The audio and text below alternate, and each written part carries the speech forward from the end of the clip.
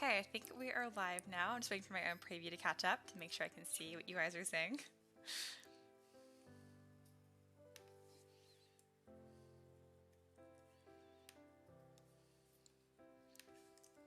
Just a moment, doing a few checks. I have it super zoomed like me really big right now because I want to show you guys my bird.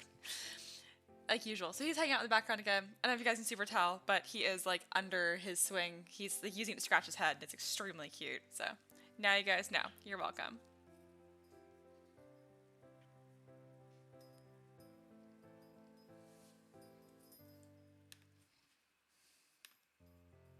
Yeah, zoom me down and I'll actually get to work now. Plus he just moved from his swing. Just had to show that. Alright, I'm gonna move my chat around so make sure I can see you guys as well.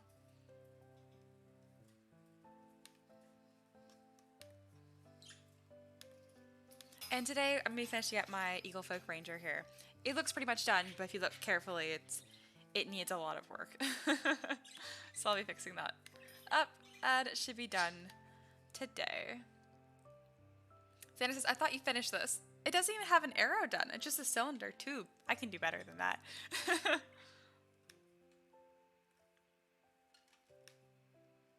Alright. We are all set. Cool, let's go. Okay, there's a few things I want to adjust with this.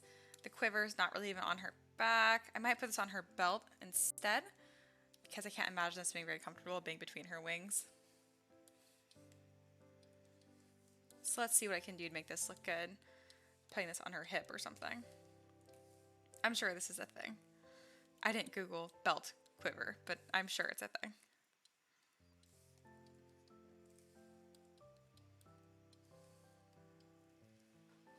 Terry says, looks good and sounds good. Getting kids to bed, hop back on. Yeah, sounds good.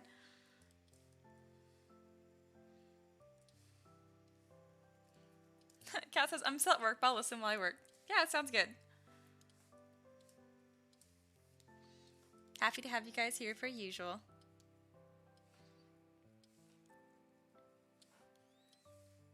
I'm excited to get this one done.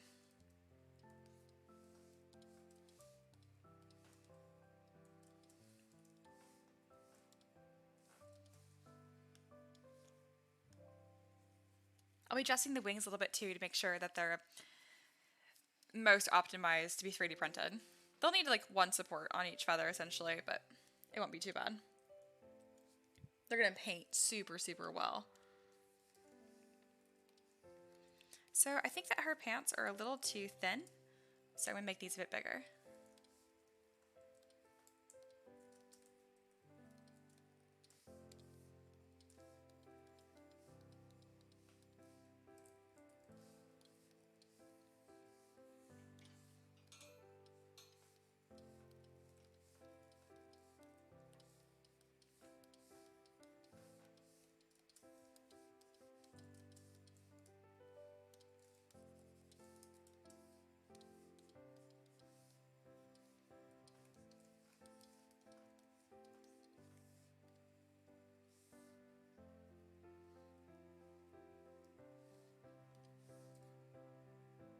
Yeah, that looks much better. All right. There we go. Makes the mini a little less fragile too.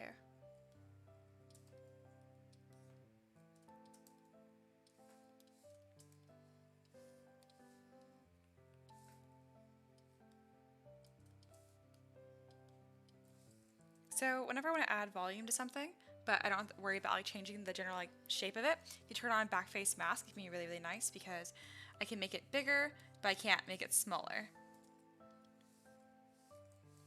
So that's what I use to make the pants a little bit bigger without like losing, like crushing one side of her leg essentially.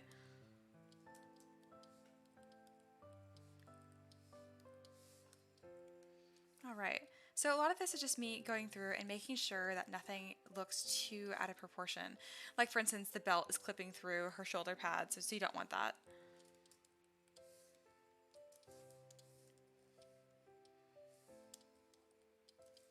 Another big part of that is if you don't address those things, it can make it really confusing when you're trying to paint it.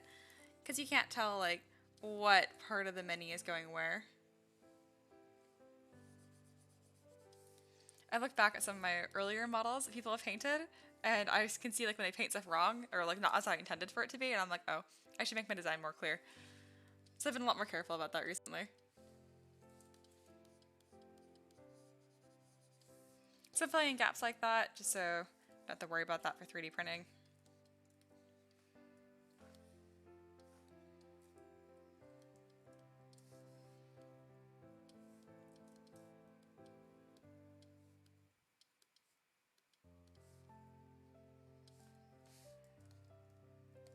Alright, that's looking really good. Also, not sure what I want to do with the arrow. I just have a cylinder tube here for now, but I'd like for it to be like a good looking arrow, of course. So let's go ahead and make that.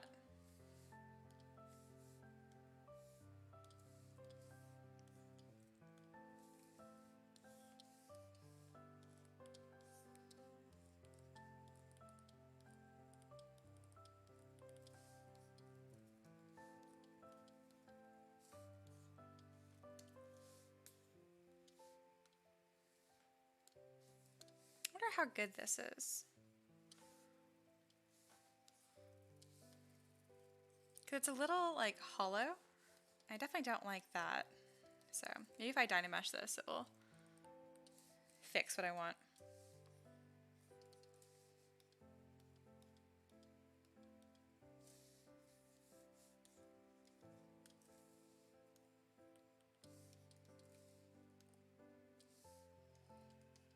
Got someone new here. Hello. Hi, I'll just hop in for a bit to do a thing and saying hi to Terry. Do the like thing. I totally missed the emoji. My brain just like skipped over it. But yeah, thanks for joining in just for a moment. I think Terry just left, but he will be back. Sounds like you know him like in real life too, so you could just say hi to him there. Alright, that's a pretty boring arrowhead, but it gets the job done. Go ahead and Dynamesh this to get a little bit more flexibility in the design. And I don't like how concave it is because even though it's more realistic, it's really hard to 3D print. So let's go to transform, activate symmetry, and make it radial. I'm around the wrong axes. Ooh, and I'll set my 25-minute timer too before I forget.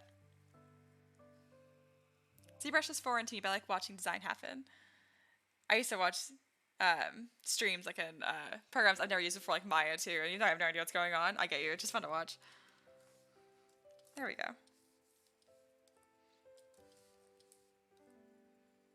So it's looking really dumb, but I think I can make it end up looking good.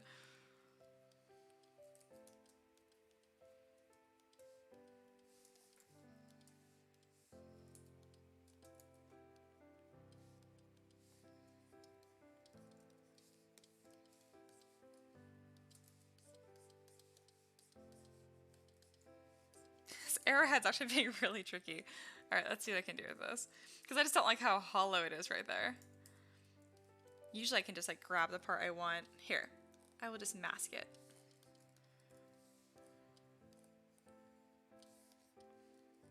It's not gonna look pretty at first, but it'll work out.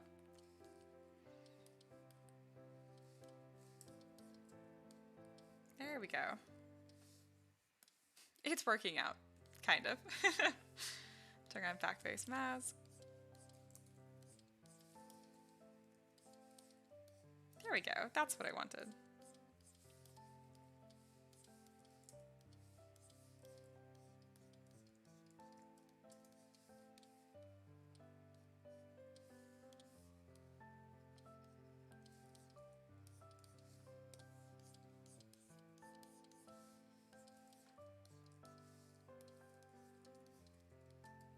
Alright, now let's make this more interesting.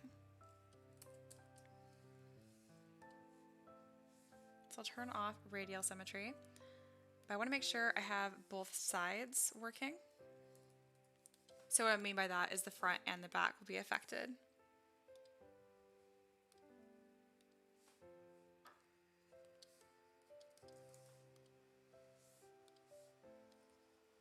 There we go.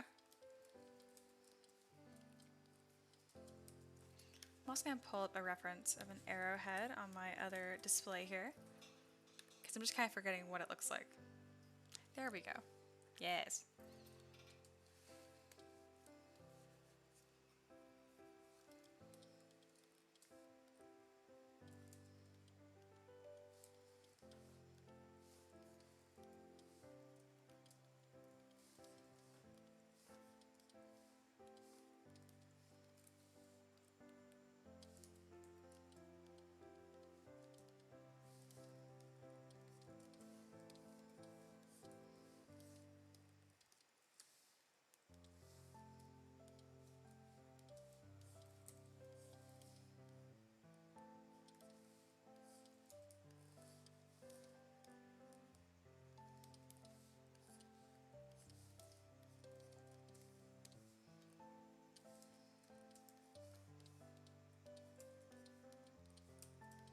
I might go through and make this look a bit like more chipped. Let's see. I don't think I'm going to want to do that, but I might. I think it's been whittled out of stone or something. Nah, it's such a small piece. I think I'll just go with a really clean, simple design.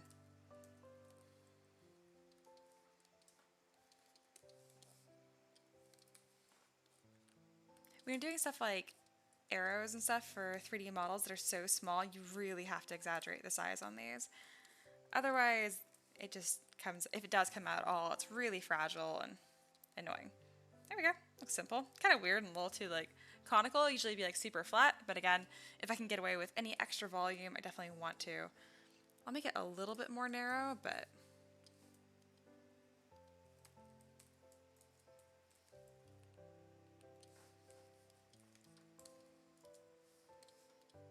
there we go. And then I'll pull away my reference so I can actually see the chat again. Okay, I'm glad no one said anything because I was like, I wasn't looking. Yeah, today is Tuesday, right? It's pretty chill, quiet Tuesday evening. My neighbors are like partying. They're playing this really awful like trap music. And I'm like, I'm glad you guys are having so much fun at 5:40 on a Tuesday, but that's cool. I don't mind them. Like I've never actually talked to them, but a few times when I walked by, they were playing Red Dead, which is a game that I like a lot too. So I'm like, we're cool. I know it's not like a logical reason to like them, but whatever. All right. So now I want to pin like those little ruffle things. It's called something. I know what it's called on the sides. Cat says, for mini proportions, you can't have bows and arrows. You have to have spears and spear throwers. Pretty much. Pretty much. I think it's working out with this mini overall because I'm just making stuff really chunky. But yeah, pretty much. They're just spear throwers with a bow-looking device. Because like the arrow is as thick as her arm. It's fine. Just don't look too closely. That being said, I really do like the bow I made. I think it's very pretty. But yeah, look how thick this string is. Like, I've gotten used to it just looking fine, but I do remember the first times I saw stuff like this, I'm like, damn, that looks stupid. But as of now, I think it looks fine. I think it looks better than fine.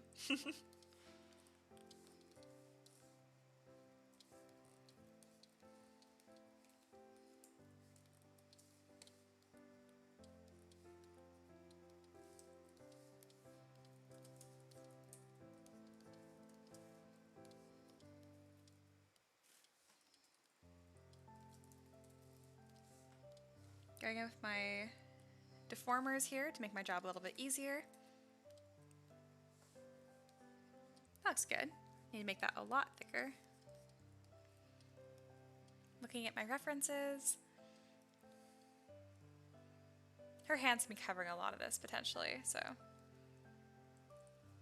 Hey, Bruno's here. Hello. Dave says, which pay-for website is the best for 3D STL files for printing miniatures in the fancy sci-fi?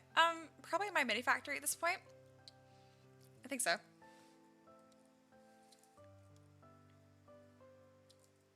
Not surprisingly, I don't have a ton of opinions on the matter because I don't sell my stuff.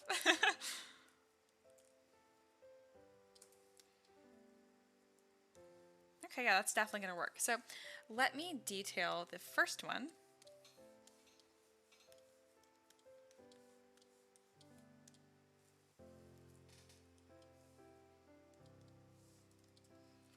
Matt says, nice fletching. That's what it's called. Thank you. I was just wondering, I'm like, the end thingy.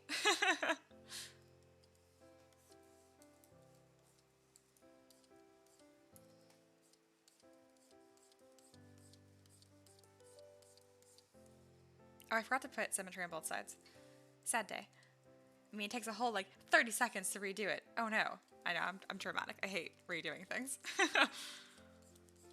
That's why I have my quick save set to every 2 minutes. So I lose, like, no work. You'll still see me complain if I end up losing 2 minutes. Being honest.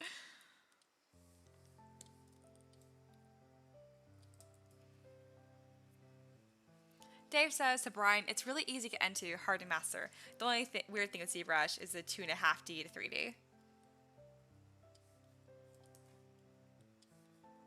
I mean, it is interesting that that's how it processes it, but it doesn't actually affect your workflow at all. So I'm not sure what you mean by that.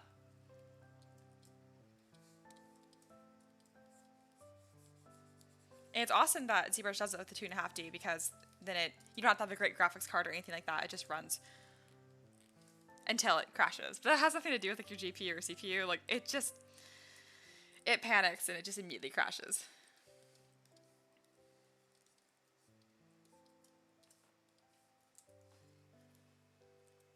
Sander says, is a beak a snoot? I mean, it can be. I don't know if this one is boopable, but yes. Oh, I forgot that I didn't actually fill this object.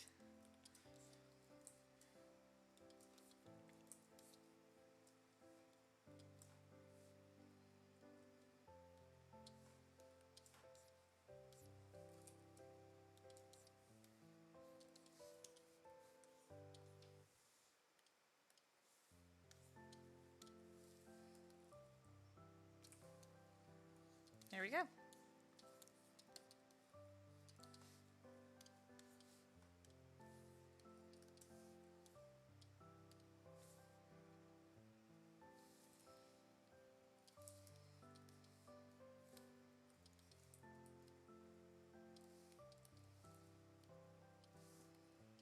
Hey, Terry's back. Hello.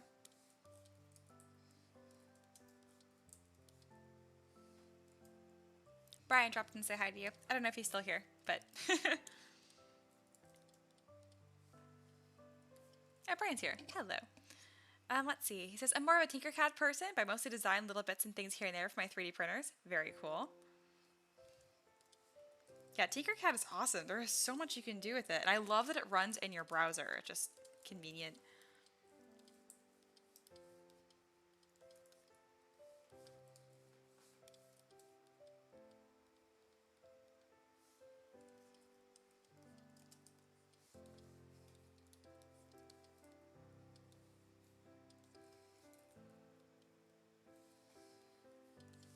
Alright, it's a pretty simple bow and arrow here. I'm marking all the parts into different poly groups, making sure that they're one, because I'll definitely have to mess with the proportions of this and stuff.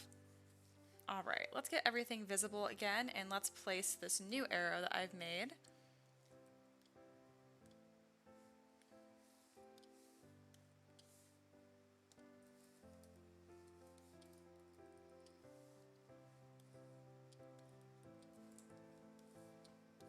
Yeah, this looks just slightly better than the little cylinder I had as a placeholder here.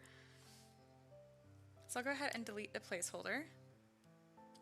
Actually, let me get this arrow a little closer to where it was.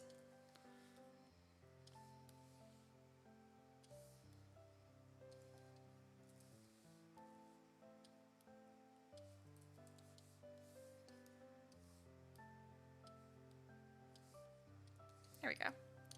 Go to my placeholder, click delete. And yeah, so the arrow has some proportion problems, which I figured it would. Because I can't do like a normal arrow. So make it kind of squishier, and we'll move it forward a bit, and we'll see. Yeah, that fits a lot better already.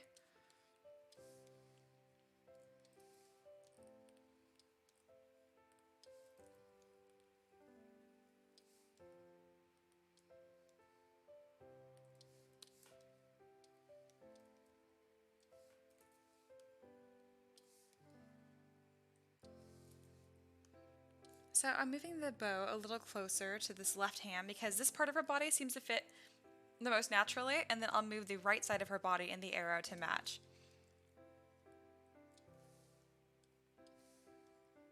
It's not like the most comfortable pose, like I wouldn't expect a character to stand like this for super long. It reminds me, if you've ever held like a violin, like when violinists obviously play, they look so comfortable and so graceful, but I tried to teach myself violin for like 2 months, in case you're wondering where this is coming from. It's super uncomfortable, actually. This is the same kind of thing. So I think it's gonna look a little uncomfortable because it is, so I just gonna do my best to make it look natural, like a professional archer would look. So we'll see. Let's see. Terry mentioned that Brian has a great YouTube channel, lots of 3D printing stuff, electronics, and some Tinkercad design. Also, he's a pun master. Well, that's amazing. I now have to go look. I can't just click on like the chat and like stalk you guys. Oh, here we go. Go to channel. Excellent.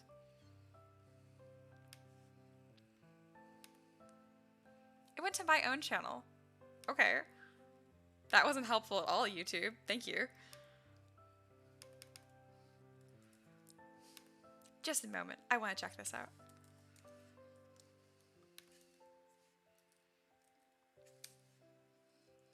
There you are. Oh, nice. You have over 3,000 subs. Congratulations. That's awesome. I have subscribed. Oh, you have a bunch of awesome videos. Heck yeah. Let's see. There's only 8 people watching, but to the 8 people watching, you should go subscribe to Brian because look at his stuff. He's actually like really cool. I like that all your thumbnails are really consistent too. It helps people find your videos when it's in the search. I want to know more about the Octoprint plugins too. These are honestly awesome. Go subscribe to Brian. I keep that pulled up so I can watch this after my live stream so I don't forget. Very, very cool. I still think it's funny that like I went to go to your channel, I went to my own channel. I'm like, that's not helpful at all. Xander says, do you stalk any of us, Mia? Sometimes. Oh. I spilled my coffee. That's way more full than I anticipated. I am an adult. I forgot paper towel. Also, my time wearing off. I'll be back in 5 minutes.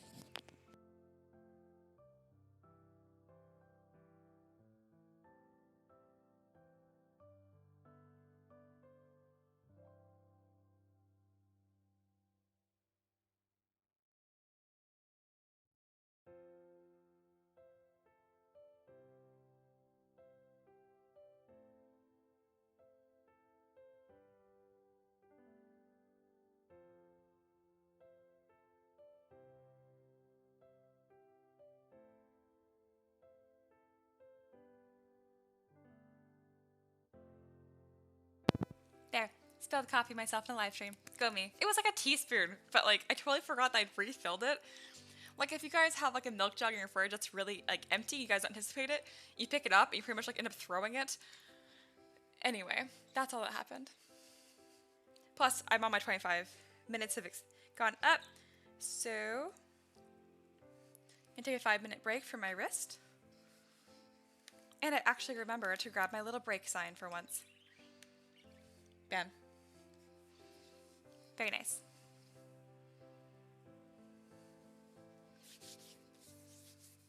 Kat says, I used to do archery. It's a fun, relaxing, almost meditative activity if you have room and equipment. That sounds so freaking cool. I definitely want to do that. Hi, Verity, singing to everyone. Yes. You're very, very adorable.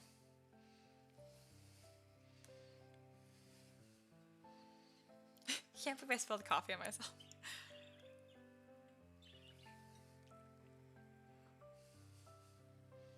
Xander, Mia stalking is confirmed. Yes. I'm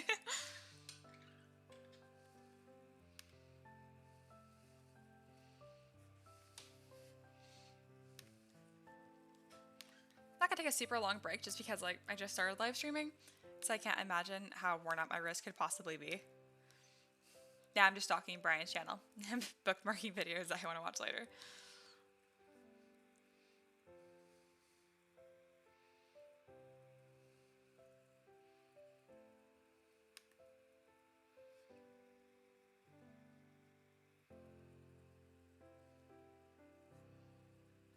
You do a bunch of mystery box reviews. I'm always curious about those.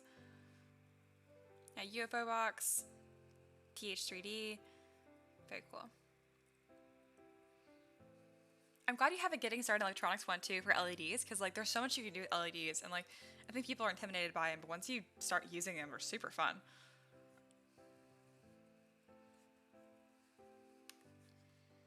And is it really stalking if all the information is public?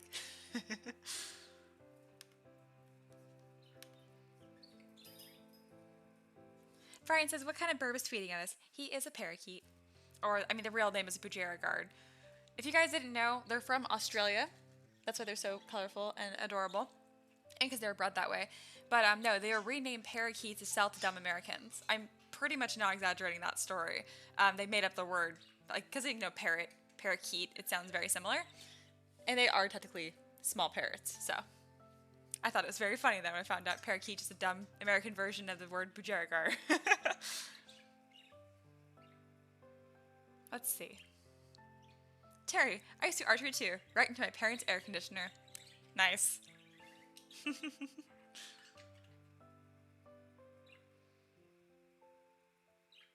Let's see. Terry says, UFO box Alien 3D in your Patreon, Mia. Oh, cool. I know him.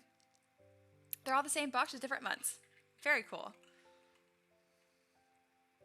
Yep, Brian says Budgie. Yep, that's him. Is that you?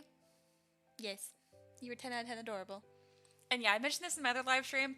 This is his party cage. This is not the cage he's in most of the time. This is way too small for an all-the-time thing. And just for he's sitting next to me, because usually my boyfriend's going in and out. I don't want him to fly out of the apartment, because that'd be a very sad day. But for the most part, he just free flies around the apartment like a chaos bird.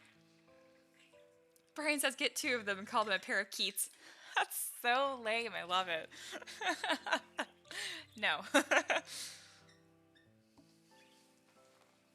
I still can't believe I spilled coffee on myself. Again, it was like a teaspoon, but like, now I smell really strong of coffee, which I guess isn't different than the usual. Wow, you're making so much noise. Yeah, you're very cute though. You're being pretty quiet about it. I'll open your little door in case you want to fly home. He knows the apartment super well, so I just leave the door open because occasionally he gets sick of me talking and he'll just fly home. Which I find very cute and offensive.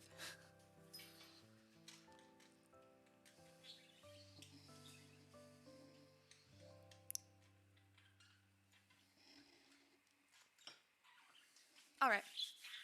That is good enough for a break because I'm bored. So let's get back to it.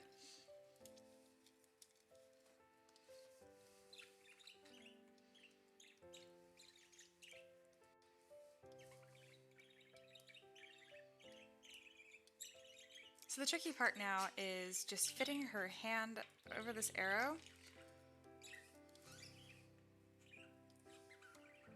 So it needs to be laying on the string. There's a lot of like really fundamental parts of the bow that I just didn't end up modeling, but it's fine. It's so small that I figured I wouldn't start getting too realistic. Brian says, about time to put the kiddos to bed. Thanks for streaming, it's been super fun. Yeah, thanks for joining. Have a good night. I'm gonna have to mute myself if you keep partying, bird. You wanna chew on my pen? Yes. I'm pretty sure you guys can see, but he's attacking my pen because he's adorable. Are you dancing? Yes, dancing bird.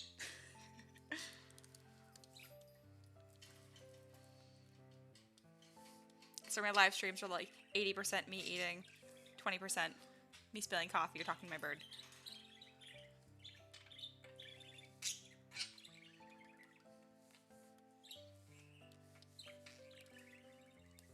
All right, so her elbow's a bit broken right now. Let's fix this.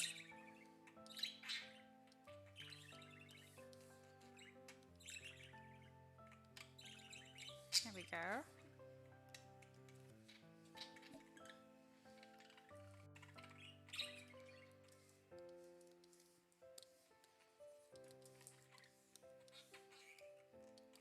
Probably should like create an elbow for her. There we go.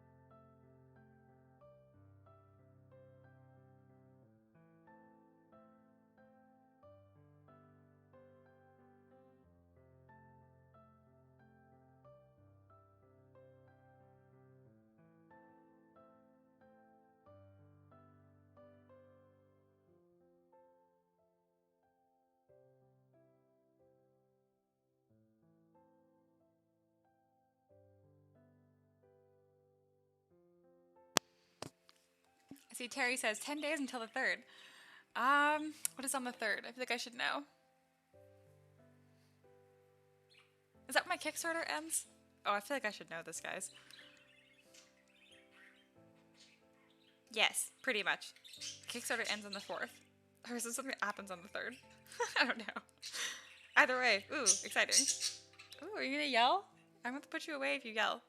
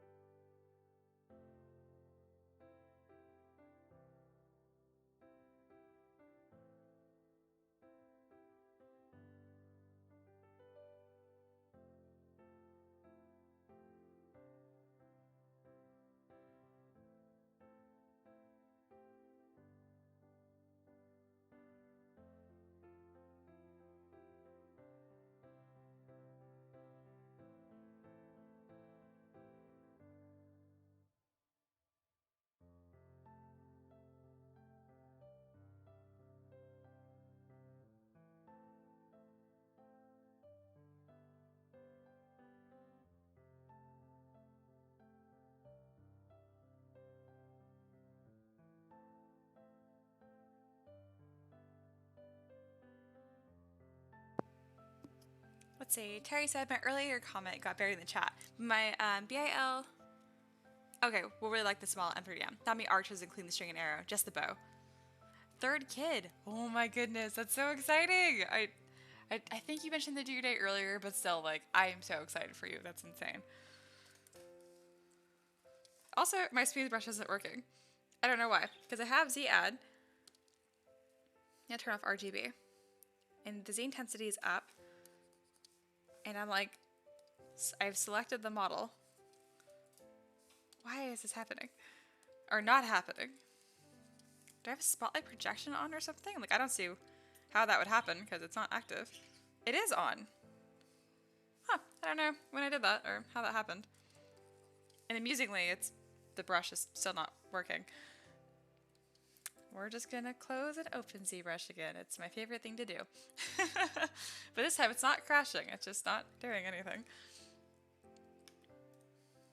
That is the first time I've had that happen where the smooth brush just stops working entirely. It's fine.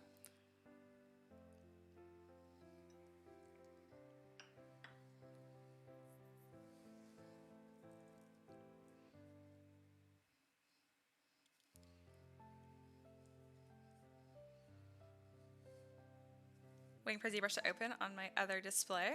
It's currently just a white screen. It's really struggling for some reason. Haha, and it's back. Also, in case you guys are wondering what I'm listening to, because I'm like bouncing my head and stuff, I am listening to this.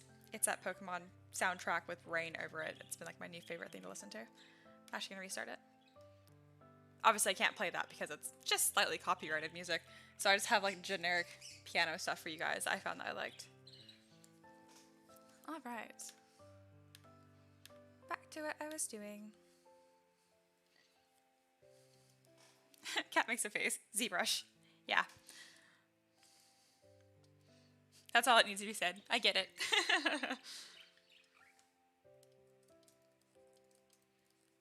Alright, my smooth brush works now. Cool. There's been a few times where like I'll have an issue and I will restart ZBrush and it doesn't fix it. And that's always the worst thing because then I know it's something that I did and I'm like, oh goodness, what did I put into the settings? Terry, daily dose of promotion coming. Woo. My free models and places you can give me money. Enjoy, guys.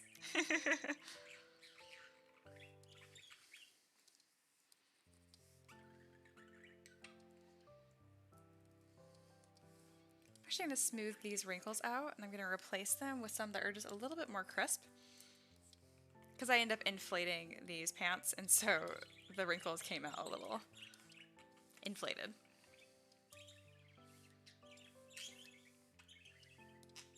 Here we go.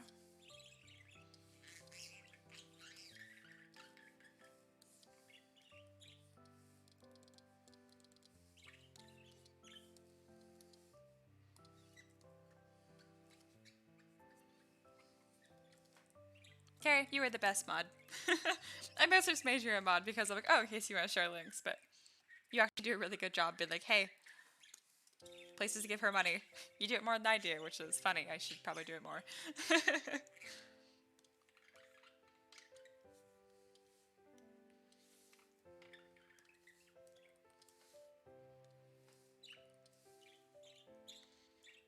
Alright, I need to readjust the belt to her waist again since I moved some stuff around. Let's see.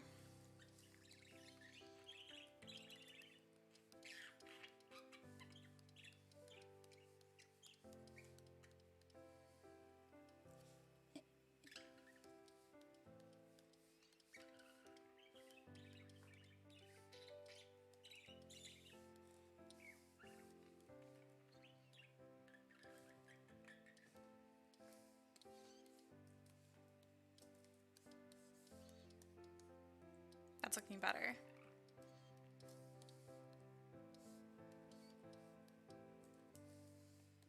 Sander says, you said something about changing the wings. What are you going to do with them? I don't know. I just want to make sure that it matches the final product of the, like the motion of the model, that kind of stuff. So I'll deal with it. Terry, I'm itching to put someone in timeout again, but everyone is so nice. It cracks me up that even like it publicly says like, oh, silence for 300 seconds. Like, it really is a timeout.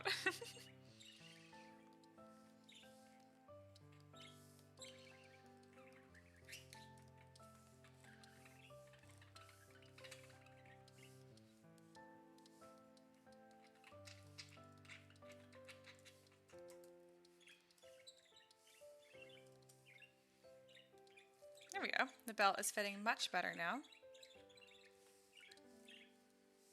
I probably should put the quiver on this side of her because it'll be a lot easier to see. So I'll make this bag much smaller.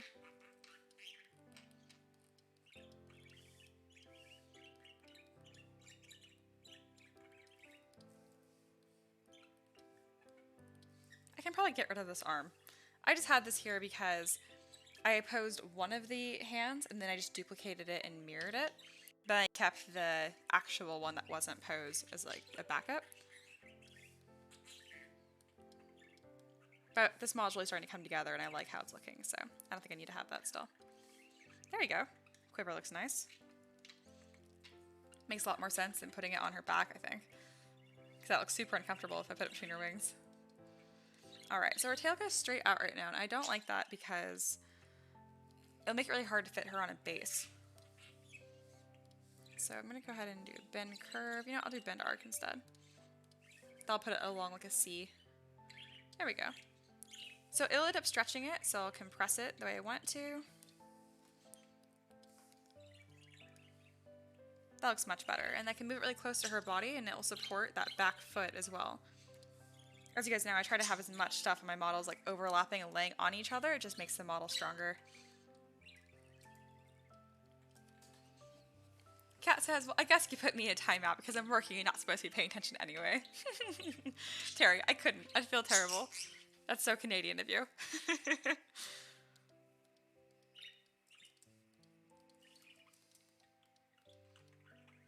I'd like to know, like, the origins of the stereotype about Canadians being so nice. I mean, it's a good stereotype to have, but I wonder where that came from or started from.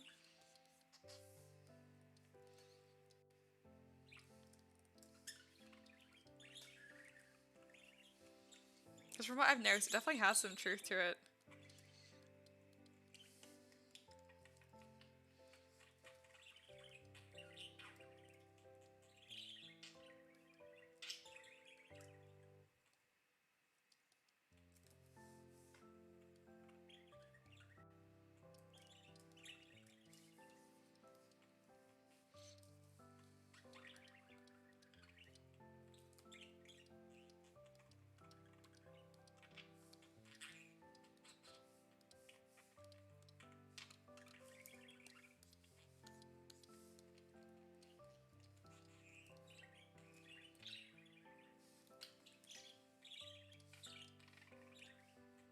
This is coming along super well.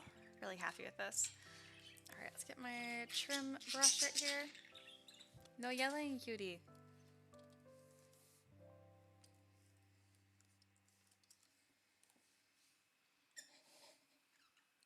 Terry, we're so sorry. We're sorry we're so nice, eh? I don't know what you're talking about.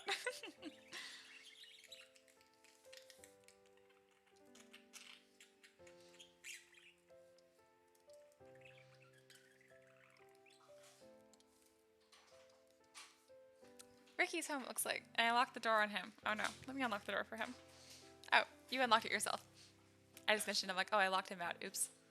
Hey, your hair is shorter now. Yay! What's that? Your hair is shorter. Oh yeah, way shorter. Very nice. It's like all the color's pretty much gone now. Yeah, I bet. Cut all the color off. Yep. Now I'll go ahead and bleach and dye that. Sweet. I might even, I'll look in the mirror. I might keep it for a little bit. Okay. We'll see. Like a week. Sounds good. This is coming along nicely. It looks pretty much exactly the same because I'm just like polishing it and stuff. Clear some room so I can get your Alright guys, I have food here, so I'm gonna eat. Let's see, how much time is left on my timer anyway? 10 minutes, so I'm taking a bit early break, that's okay. If you guys are watching in the background and you have any questions about how I made this model, let me know and I will answer them after I'm done eating. Probably like a 10-minute break. I'll put that in the chat too. I'll be back.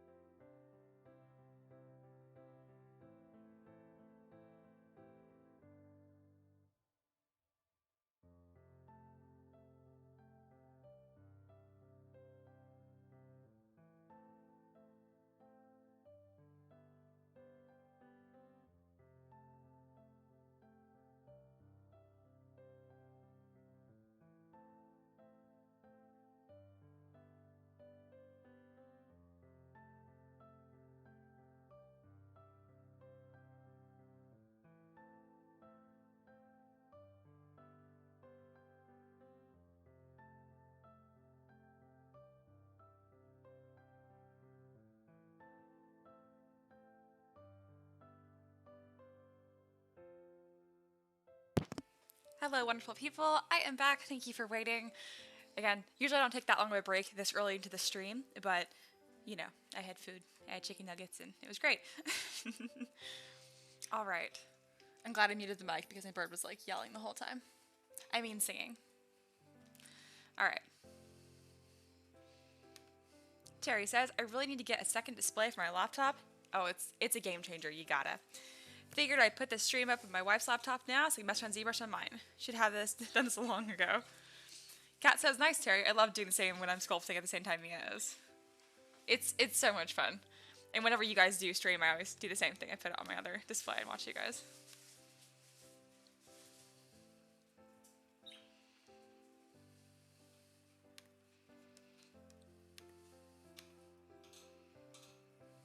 Kat says, I think it'd be fun to do a multi-way stream. Oh, I so agree. I know there are ways to do it with like Zoom and that kind of stuff. I am looking into that. I think doing one between you, Walker, Terry, Kat, the four of us, I think it would be super fun. And of course, Honest Abe used to do some streams. That could be really fun too. And then I don't know if August or Clute have done any streams before, but they'd be more than welcome, of course.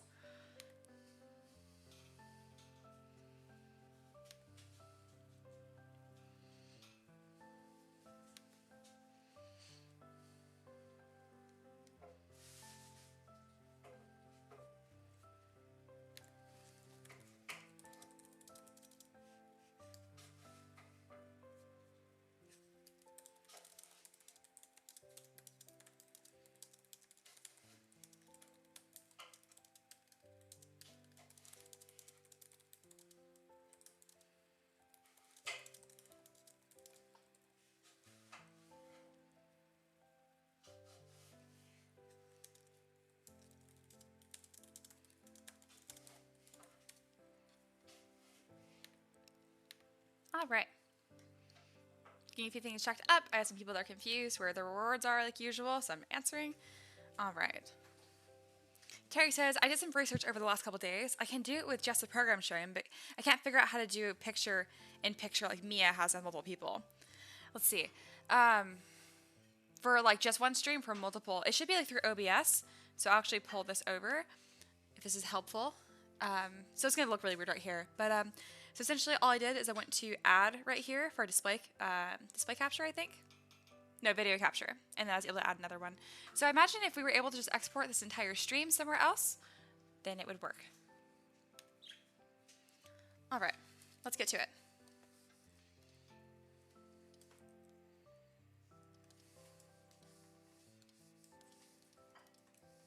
Kat says, time for a break myself. My brain is rebelling. Definitely make sure to take breaks. All right, let's get an interesting curve to this. I like to angle it up as much as possible. Let's see, that looks kind of interesting too.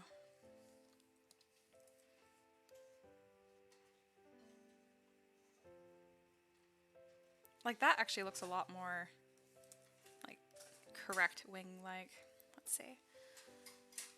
So I want this pointed upwards as much as possible to prevent supports. I mean, like, I know I'm offering the pre-support STLs, but again, like, I still have to pre-support them, so I like to make it as easy to print still. But of course, not sacrificing any of the cool factor.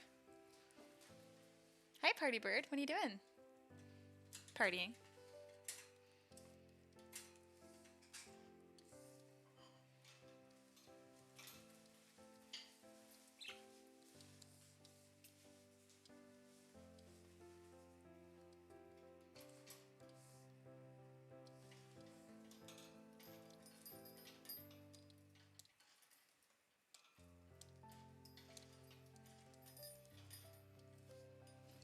Terry said, yeah, that's the key, I think. I haven't figured out how to export it to a streaming service like StreamYard or Zoom for multiple connections.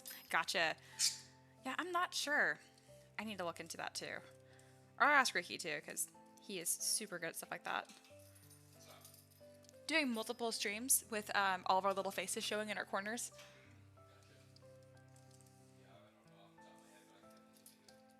Makes sense. I definitely know you can figure it out because you're the best.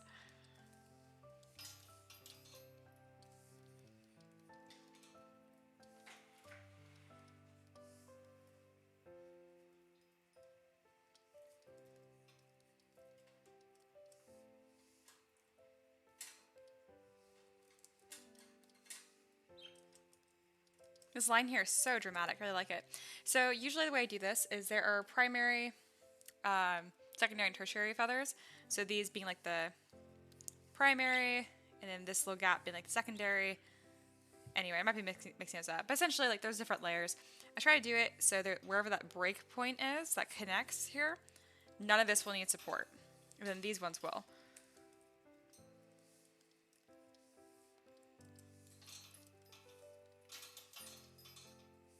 There we go. So I'll have little supports on these ones, just one per each, and then that will be all set. I'm going to go ahead and duplicate and mirror this. There we go.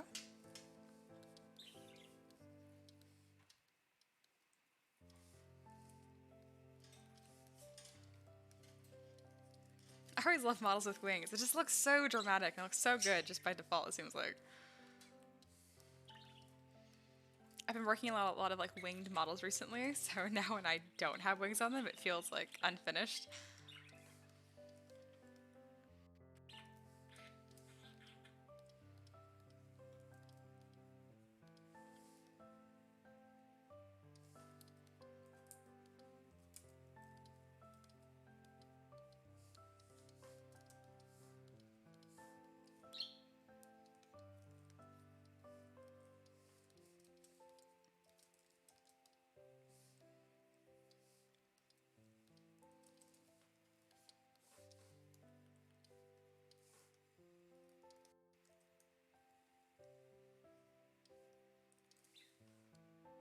I'm trying to scoot this over as much as possible because I want to make sure that this mini isn't like gigantic on the board. So with her wings pointed up, it's not only really dramatic, but then it stays in her 1-inch square.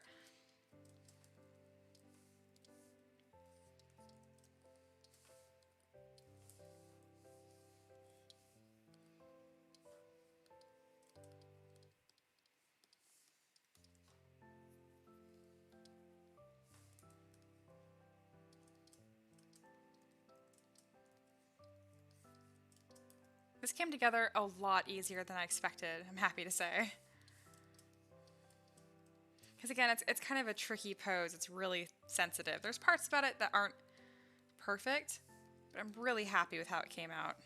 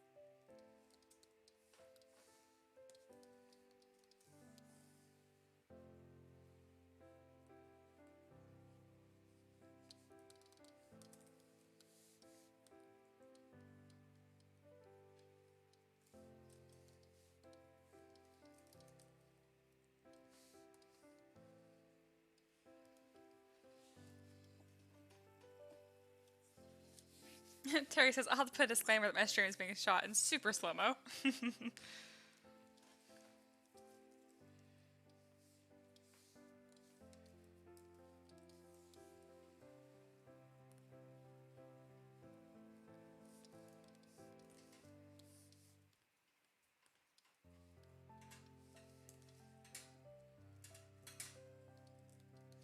I decided to just close out some of these gaps right here to make these wings even easier to print. It already wasn't going to be that bad, but I saw an easy way to make it even better, so I decided to do it.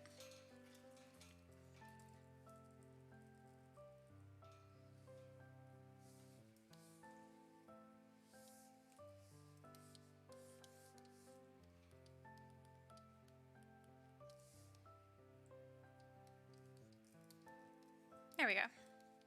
Very nice. What a dramatic mini.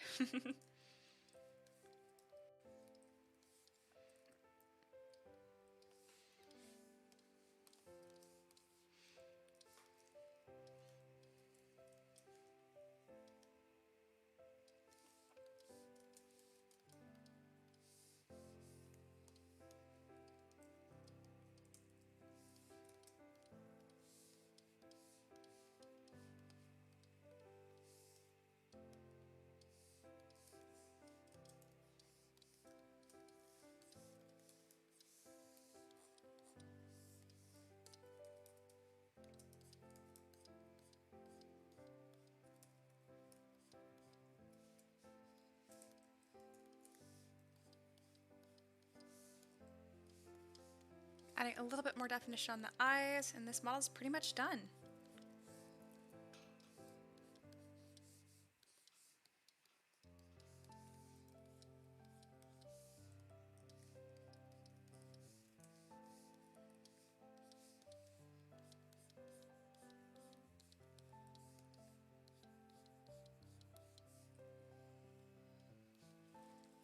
Let's see, Terry said Jordan. Oh yeah, printed your fall elemental the other day on his ender. I think he's making a video on it maybe. Ooh, he's taking a couple pictures and it's jaw dropping. I'm so excited for that. That's gonna be amazing.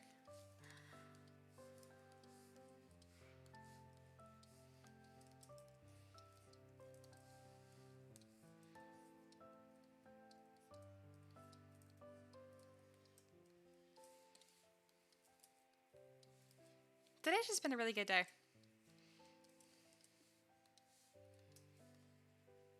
There we go. Her head looks a little bit more elegant now.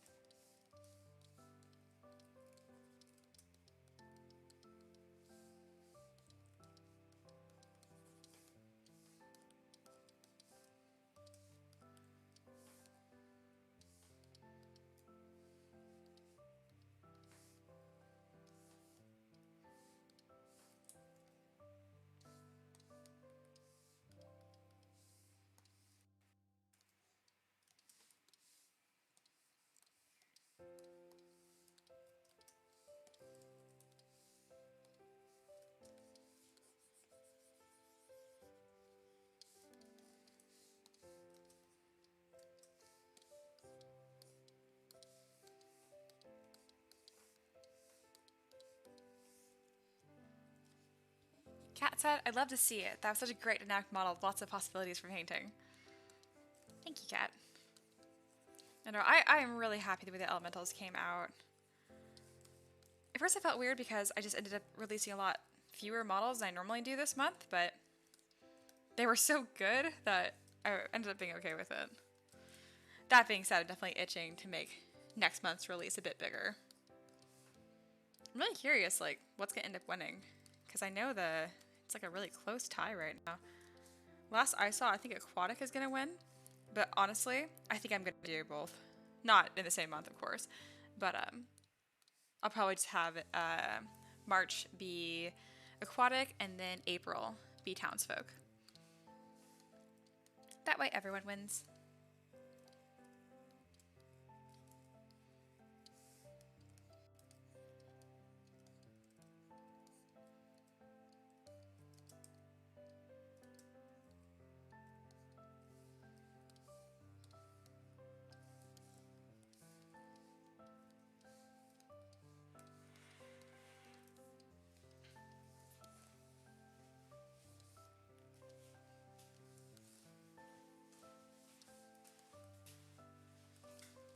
I'll set my timer too before I forget. Terry said, not to mention did a whole Kickstarter in the meantime. Oh yeah, that too.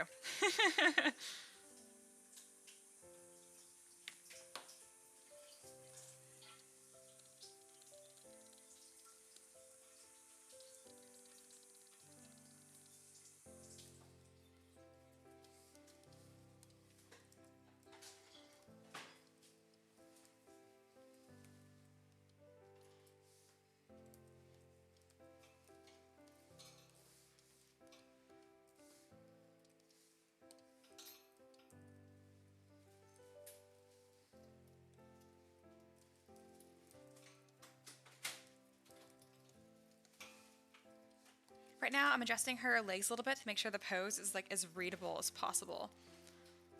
I think making her stance a little bit wider just makes this look better.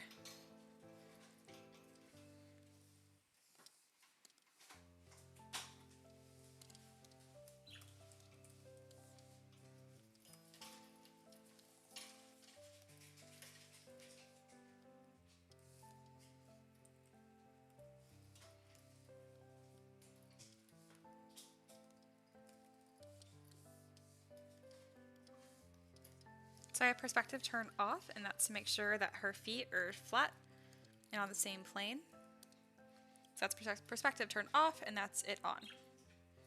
So you can see why I use it off to find if the feet are flat or not. It's a lot easier to see.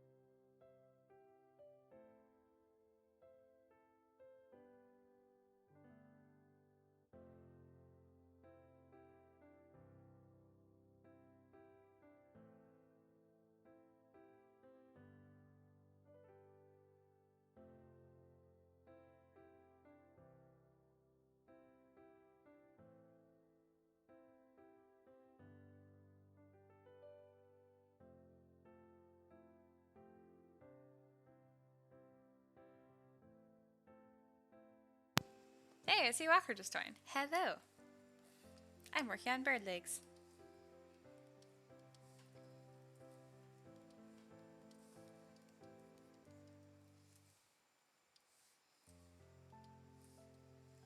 Alright, this model should be pretty much done now. I don't know if that improvement made it better or worse. I guess I can't call it an improvement then. Let's see if I go back a bunch. Let's go back even further. And let's go back to where I was. Okay, no, this is improving. This leg is just too skinny. There we go. That's looking better. I don't mind making these a little unrealistic in how thick they are, because bird legs are impossibly thin. Isn't that right, Tiki? Do you have tiny little legs?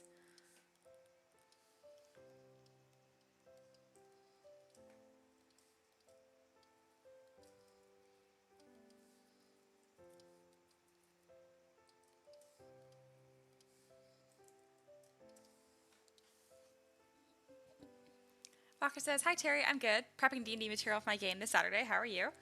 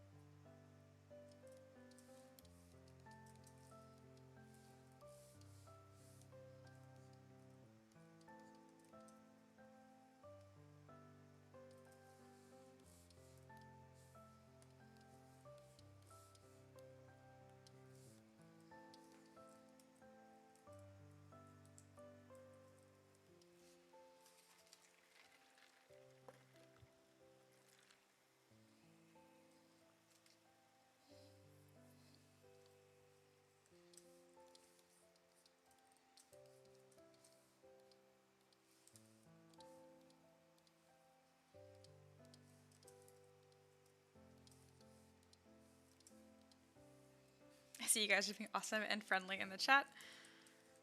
I think it's cool that you guys like know each other now.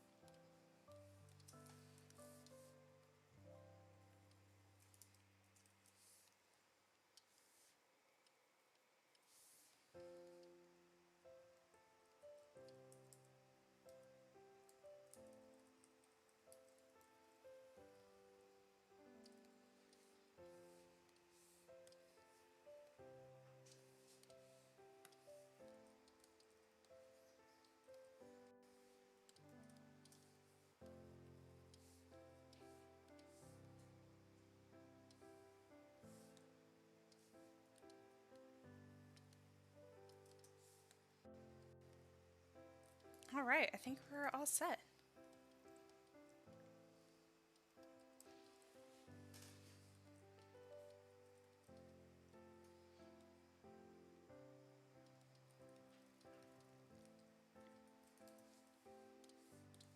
Let's see if I can merge this and Dynamesh it the first time.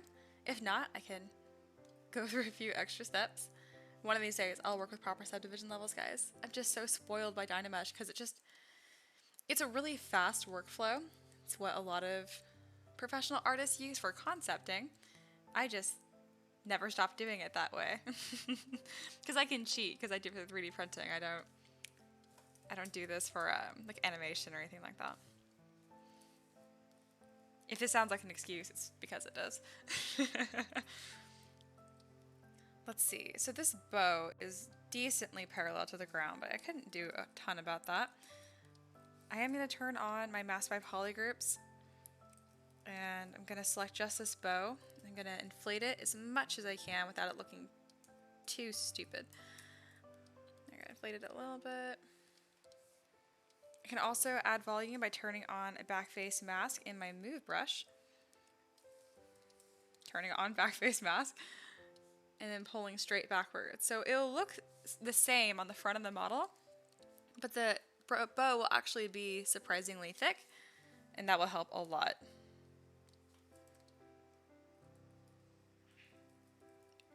So yeah, like this was the before, and this is the after. So it doesn't look as graceful, obviously, but the general appeal is still there, just without it being so fragile.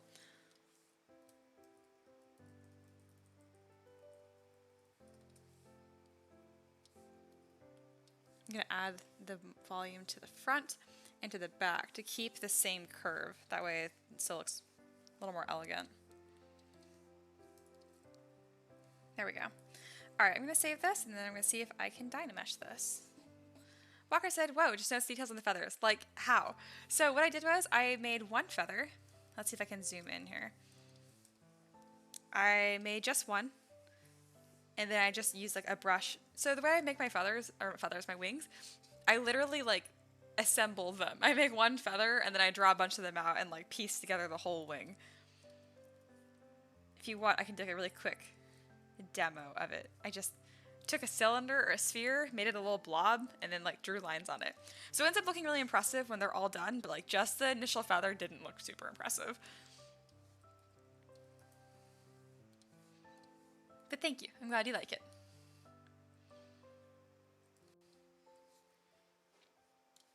Alright, let's see what happens when I Dynamesh this. Sometimes it does a great job, sometimes it destroys it. So exciting, guys.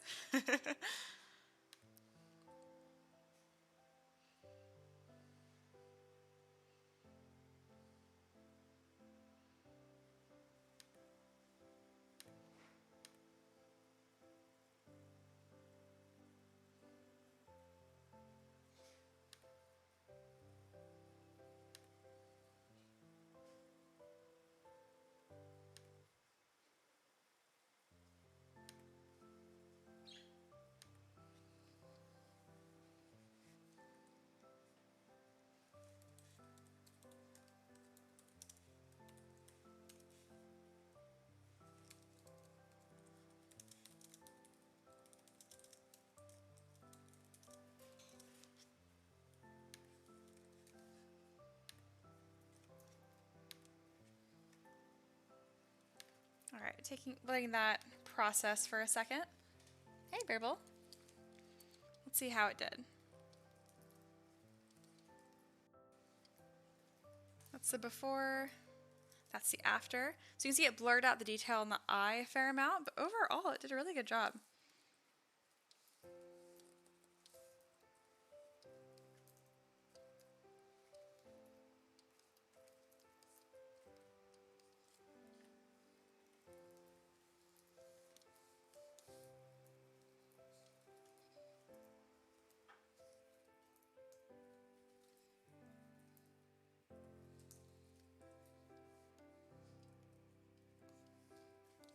So I'm going to go in on the eyes and just define them a little bit better. Oops, accidentally dye meshed it again. That's not what I wanted to do, but I guess that's fine. Just Control Z.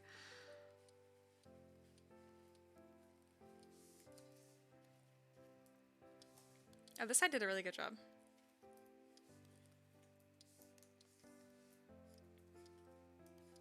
This side tried its best. There we go. Alright, that actually turned out really nice. Here it is without paint. Looks really nice still. Alright, well, that worked out really freaking well. Ooh, look how fancy that looks, guys. Alright, let's get paint back on there. I'll make a duplicate, and I'll call this Deci for the decimated file. And then I will try to decimate this. It does it sometimes. Alright, I'll pre-process that, and then I'll answer some emails in the meantime.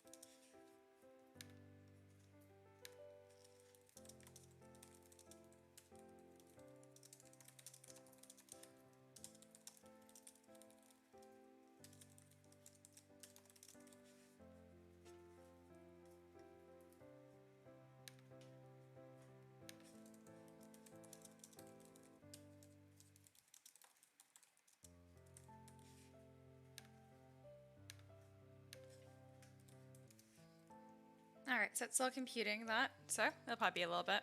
It's usually pretty slow, it's like the slowest part.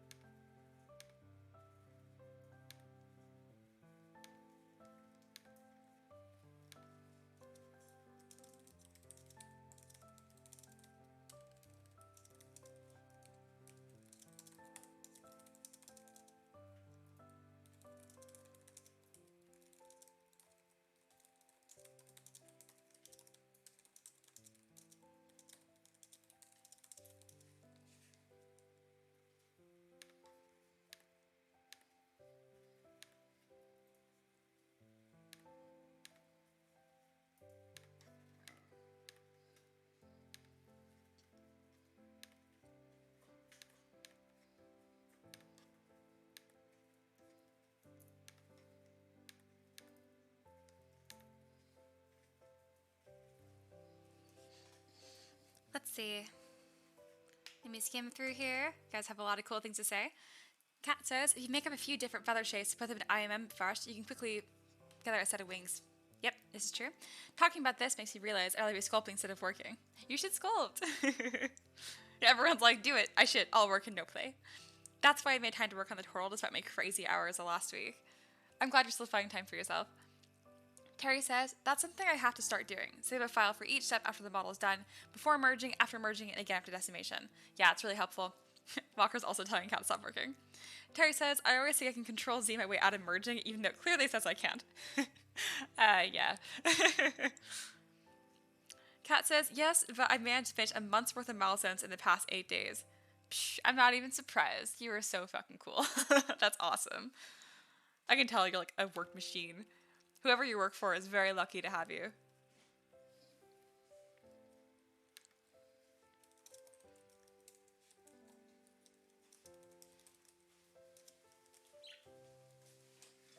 Hey, Ricky.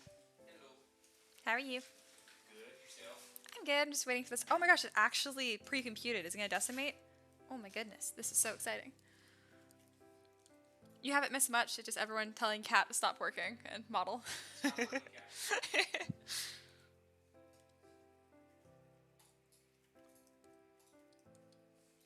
No, she mentioned that she's completed like a month's worth of milestones in 8 days. Sound like anyone you know? I'm a bit of a workhorse myself. Oh my gosh, guys, it's actually decimated and was not a gigantic pain. Oh, I'm so happy. Ricky, come look! So this is obviously without poly paint, but it looks incredible. Yeah, it does. Oh my goodness. Much wow. Awesome. I also angled the feathers up, so only these, like, 3 will need supports. Maybe right here on the edge. So these 4 right here, and that's it. That's what's up. Right? Oh my goodness. Some of these feathers do look a little weird. So I'll fix those. But I'm super, super happy with this. There we go. So Ricky, I told you that I made that post, like, appreciation for the $1 patrons. A lot of people commented on it and were like super sweet, but I had a couple people like send me personal messages and like mentioning like, hey, I don't have a lot of money, so I really appreciate you still supporting it, and it was just really sweet. Tugged on my heartstrings. I always appreciate people send messages like that.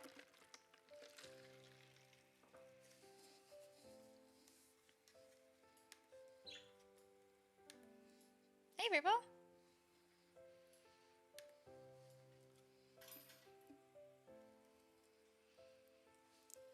Let's see, Kat says, well, I've worked just a short 96 hours and 7 days, so technically, I've just worked 4 days this whole week. A 4-day work week, yay. That's so many hours, though. What is your normal work week? Jeez. Yeah, Walker's like, be sure to take care of yourself. Yes, definitely spoil yourself, treat yourself. Everyone says hi to you, Ricky. Hi, people. Yeah, he's actually still here, so. Yeah, I'm here this time. Yeah. But All won't right. be for long. What you working on, babe? Get some more prints going. All right. Prints for video. And then I'm going to reprint this Fire Elemental. Just because the supports just stopped printing. So, like halfway up the support just stopped printing. On which one? Fire. Oh, okay. Huh. Yeah, it might be like a glitch file or something.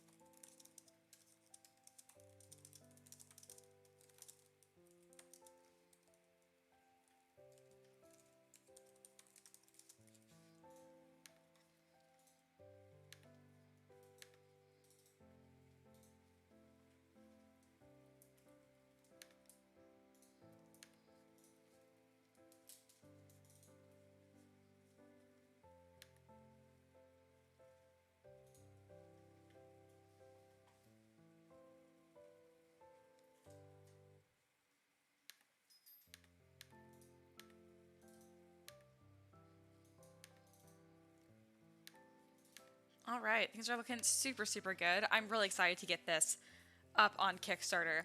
So this is a Kickstarter model. I will link this before I forget. I think all of you guys already know about this, but if you're watching and you don't know what I'm talking about, this is what I am talking about. Linking that right now. This is one of the stretch goals. It is the $4,500 stretch goal. As of now, we're just under 8,000. So I have a few more stretch goals I need to model still. And I'm really excited about how well this is doing. So, woo. Very, very excited. Also, I linked my equipment yesterday, so yesterday's live stream, for my tablet, and someone bought it, and I made $30 off of that. So thank you. I don't know who it was, but someone bought that. Very excited. It's a great tablet, so enjoy yourself. But I didn't realize I'd make $30 off of it. I think I said 2. So you bought me mini pizzas. I really appreciate it. Kat says, yeah, going to quit work now. Walker and Terry signed out a timesheet 20 minutes ago because I'm not getting anything useful done. Time to chill. Yay, chill time. Walker said the same thing.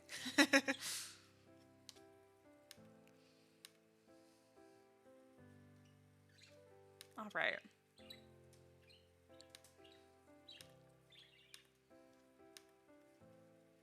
Also, on a fun side note, I know people have asked me before, like, what I consider a successful Kickstarter to be.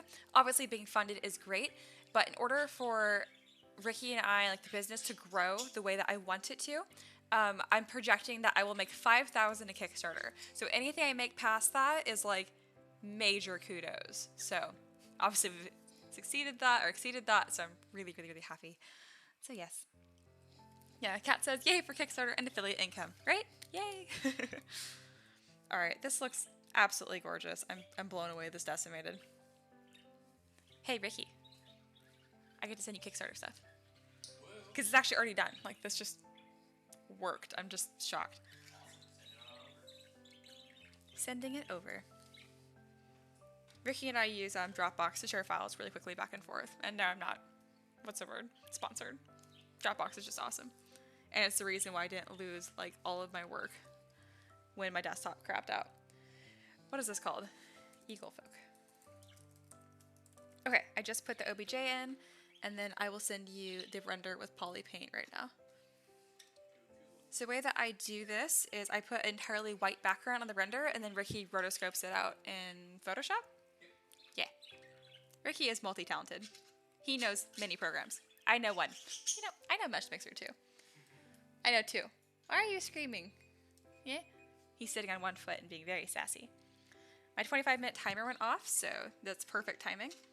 I will get a cool render on this and send it over. Let's see. Terry says, you don't have to answer this at all, but curious what Kickstarter takes to host a campaign. Oh no, it's a great question. I love talking about money. Kickstarter takes 5%, I think? Why don't I know this? I should know this. I'm pretty sure it's 5%. It's just like Patreon. So the payment processors take 3 to 5%, and then it depends on the pledge amount and stuff. And then Kickstarter, I think, takes a flat 5. But what's annoying is Kickstarter takes 5% of your total. So I don't know if you guys know this, but all of the numbers and income like that you see, like my Kickstarter is at like what, 8,000? That includes shipping too. So if someone spends $100 on a pledge and puts $20 versus towards shipping, they show the whole number as $120, which is dumb because I don't get the shipping money. Like, that's my expenses. And they'll take 5% of the shipping too, which is annoying because I need that. Xander says, are you done? Or are you starting something new? I might start something new. We'll see. I'm not sure yet. I know you're very, very talkative. I'm going to put you away though. You're very cute.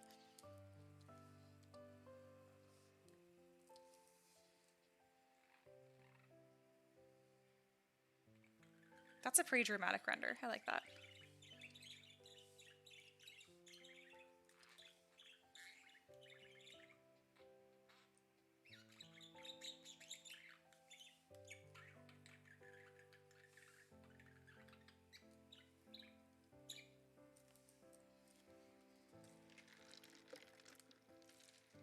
If you guys have literally any questions about business or money, ask me because I like answering them. I think it's fun.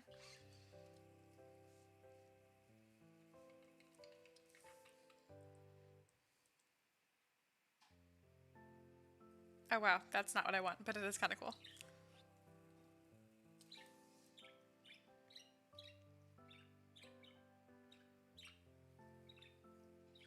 That looks good. So I'm going to change the background to white. This is going to be like super blinding, so bear with me for a second, guys.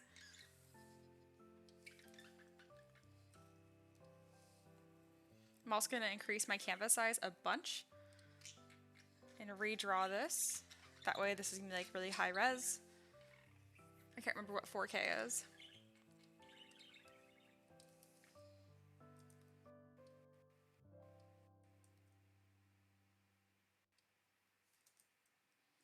There we go. Cat says, and apparently I've now broken my keyboard. Oh no, right shift key no longer works. Bummer. I hope you have a backup. Terry says, I forget what it's like not having my own printer, but I suppose it makes sense that lots of people would want that. Yeah. This whole render looks too dark now.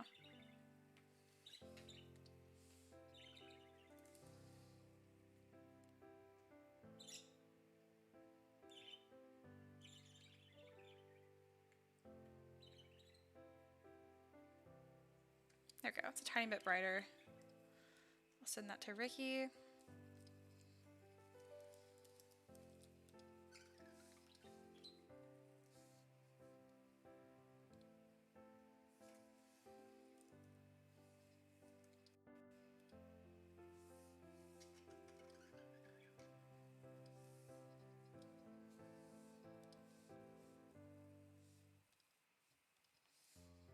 Could reopen the file to be back to all my default settings. And then I forgot that I should probably do the keyshot render too.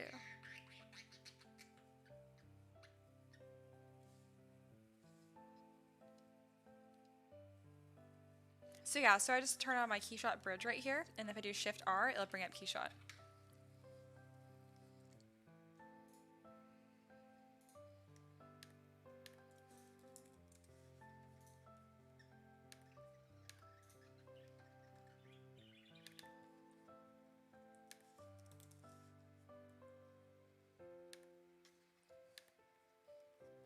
Alright, sent the picture to Ricky.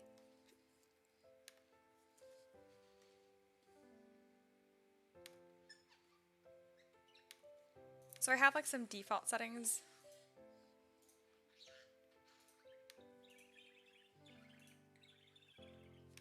So the last one that I did was this dragon. Alright, let me get back to ZBrush. Grab it without poly paint because it will export with poly paint. I don't want that.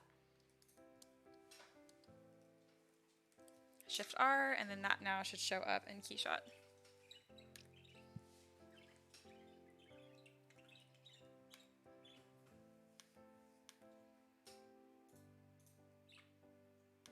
My poor laptop never has to do this much work.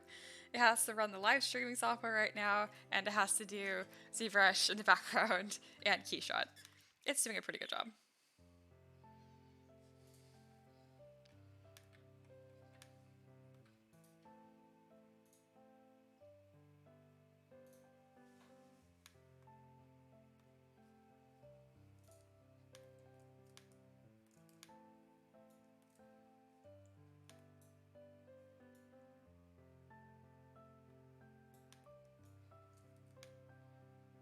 Alright, and then we'll let that render for a little bit.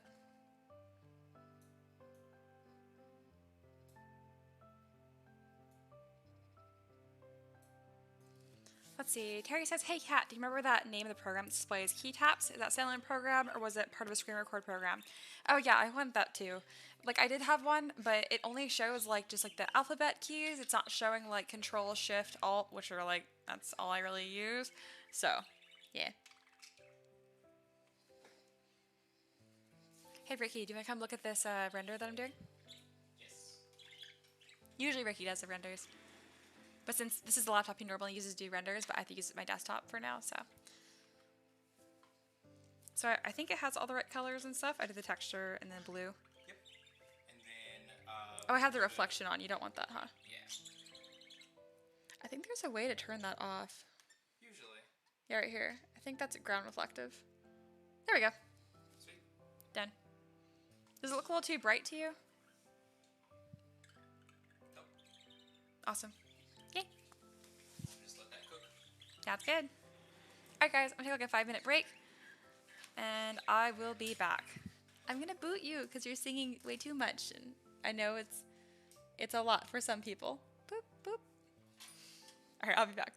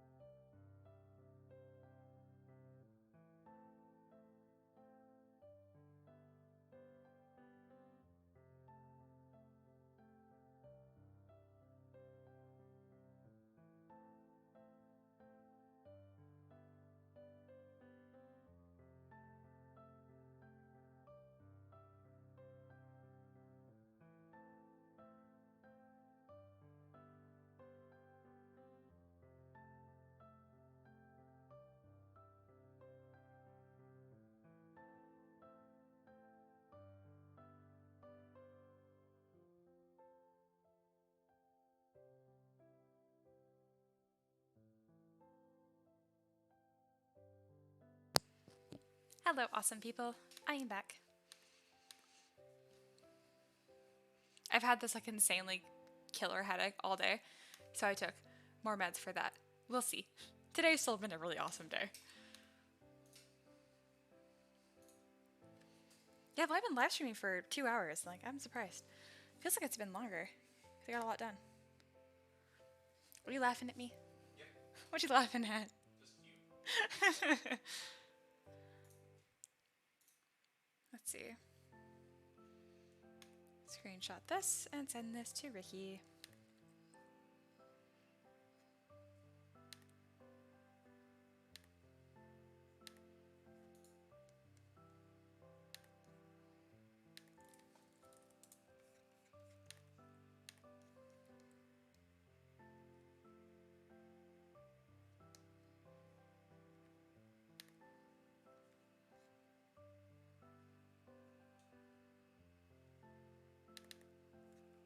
All right, the Eaglefolk Ranger is on its way to you.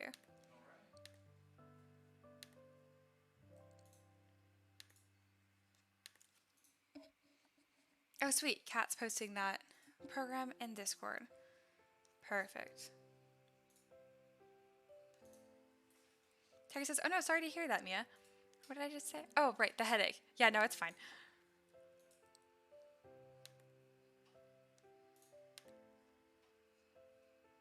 I'm that kind of person where like I have certain things that don't bother me, like headaches don't bother me, but if I have like the slightest sore throat, I am just an unmanageable monster. I am in such a bad mood.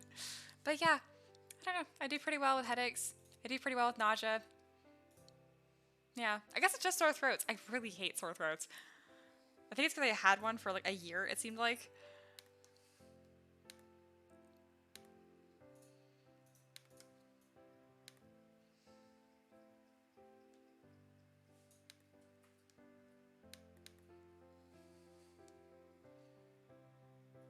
Also here, I'll show you why Ricky is so awesome, guys. So this is the render I sent him, which looks really dark, and it looks fine. I did my best. And then this is after he has edited it. Look how good that looks, guys. So again, this is what I sent him. I know. And then this is what he did. He is the best in magic with color. I'm so glad he does this. So whenever you see really good renders, it's because of Ricky. I can't get over that difference. I'm almost like embarrassed to show that. Like, I'm the artist. I mean, I guess you are too, obviously. Nah. I really shouldn't have said it like that, but oh well. Now it's live and recorded.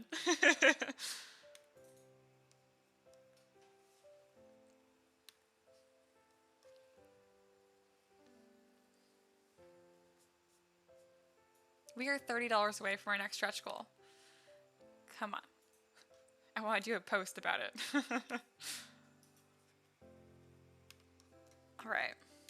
Well, this model is entirely done.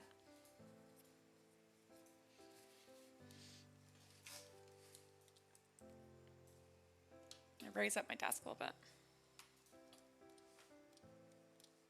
There we go. Alright, what else am I supposed to do?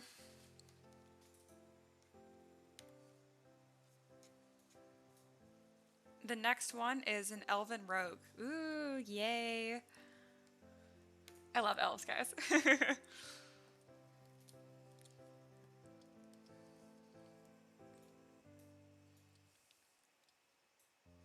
Let's see. Let's see like what the base of the elven sorcerer looks like. I might use some of this.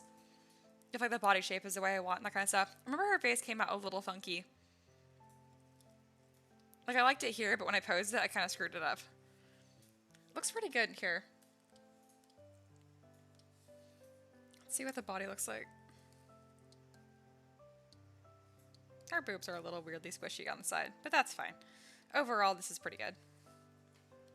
Her hair is so pretty. Obviously, I won't be keeping that for the rogue, but yeah, I'll definitely use this base for the rogue. So, elven rogue.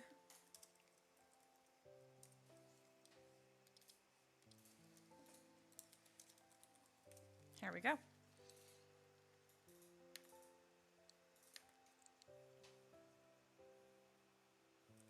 Terry says, yeah, wow, it's a huge change. Good job, Ricky. Yeah, he's the best. Terry, I'm a huge baby when I get a cold. My wife is very tolerant.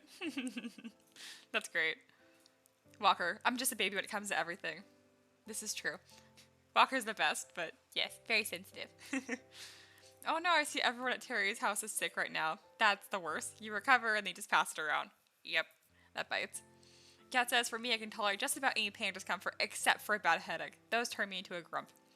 I think it's because when I was getting my engineering degree, I had like a perpetual headache, it seemed like. Ricky can attest. So I just kind of learned to get over it because it was just all the time. I don't know.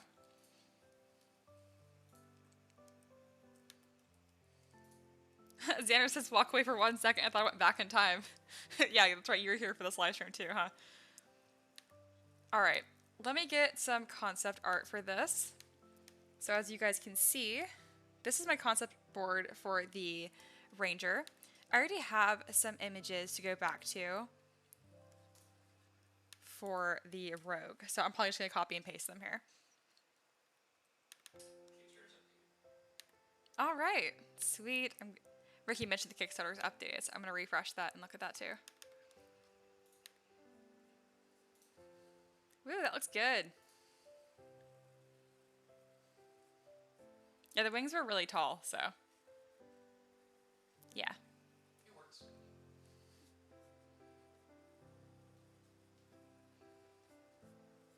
When we print them, I might end up shrinking the wings a little bit, but we'll wait till print test. Yeah. We'll probably leave them that big. As long as they fit on their little 1 inch square, I'm happy.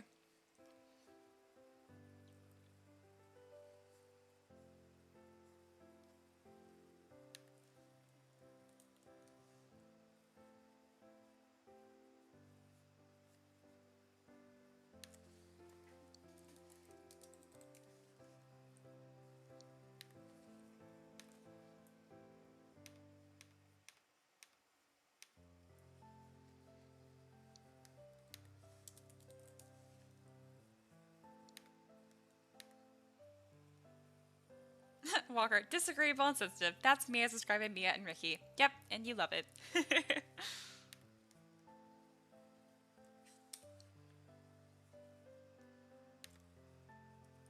Alright, so I'm just starting to grab concept art that I really like of Rogues. Just going through and snipping what I like. One of the first ones that came up looks amazing.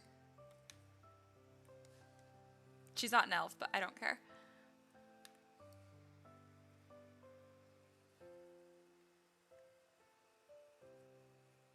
Xander has sent me so much concept art, I probably could just look through our chat and Discord, but I'll just do this right now because it's easier.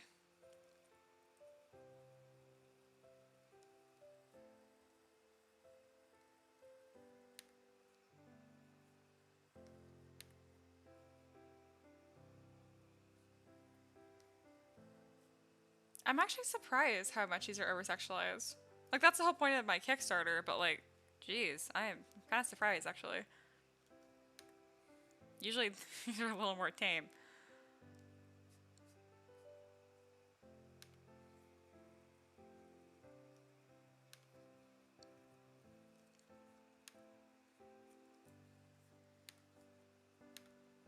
There we go. This one's modest. This one looks amazing. As I mentioned before, I have no problem with sexy models. It's annoying when it's all I can find.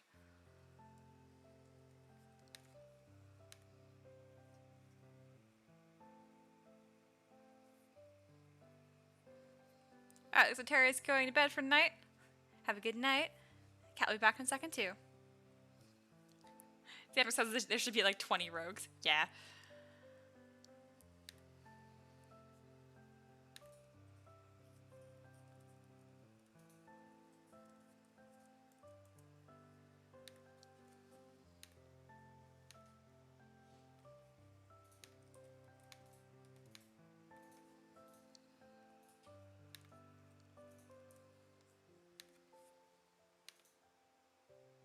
Like, I want to give her a hood, but then you want you to be able to tell she's an elf. Well, no, I can just style the armor differently, and that'll come across pretty clear that she's an elf.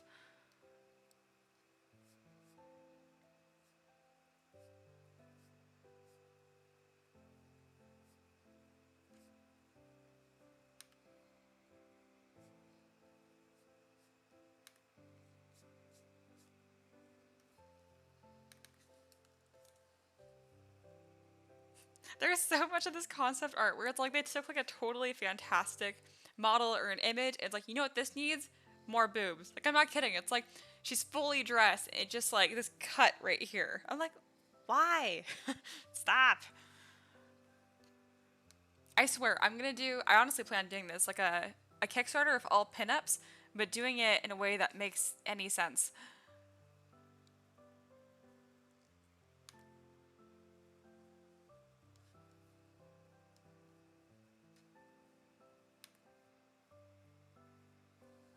Oh, this is such a fantastic image. I'm excited to show this to you guys. This is perfect. Check that out. Isn't that awesome? Yeah, I'm definitely gonna do like these little blades on her hip. Not her hip, her thigh. Whoops, I know what body parts are.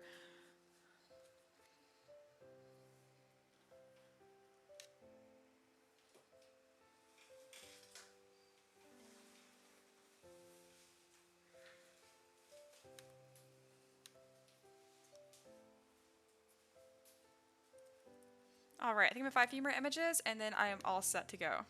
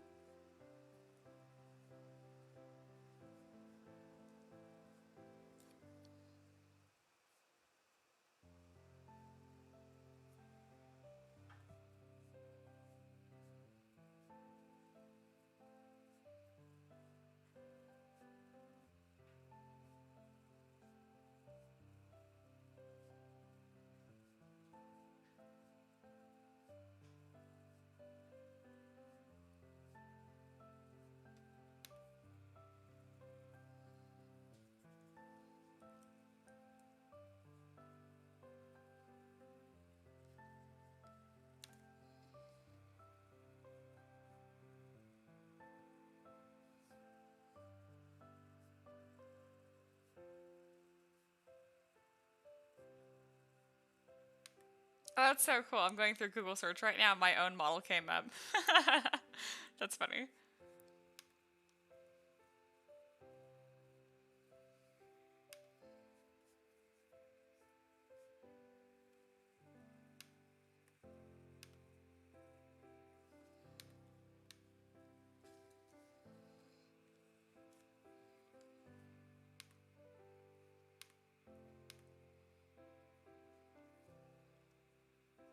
Let's see. Xana said I pinned some rogues. They should be easy to find. Oh, awesome. I'll jump over to the Discord really quick.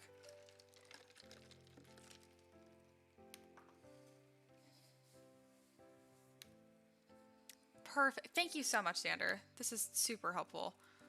Heck yeah. So the next few images I'll be putting up here are super awesome pieces of concept art that Xander sent me.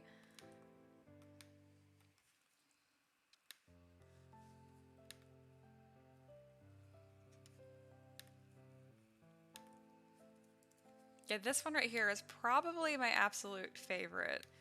It comes across more like pirate-y, but I just think it's amazing.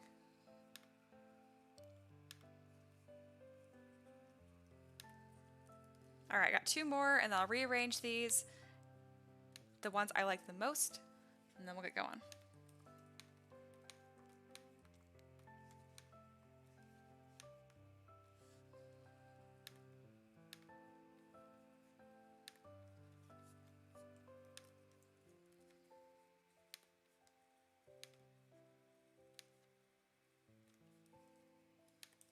Alright, we're all set. Thank you again, Xander. Perfect.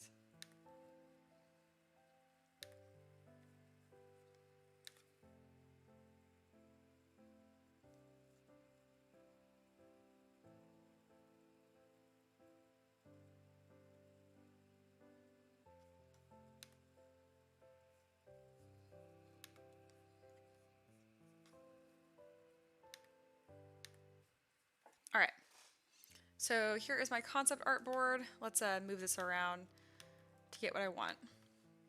So this is the first image I saw, and I really love the armor on this. It's really unique, and I like how asymmetrical it is. So I'm gonna keep that one pretty towards the forefront. This one, I don't think it comes across super rogue. It almost looks kind of dark sorcerer. This looks more rogue just by adding the cape. So I will tuck that behind here and move this in front. Let's see. Maybe not this one. This one for sure.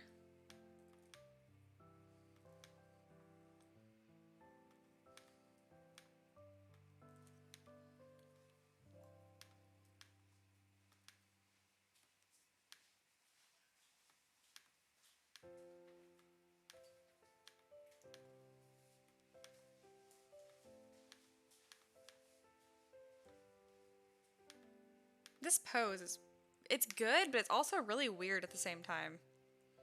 Yeah, I'm not sure what I'm gonna do for a pose for this one. Just not this. I think her stance is too wide. Oops, come on. It thinks I'm left clicking or right clicking when I'm not.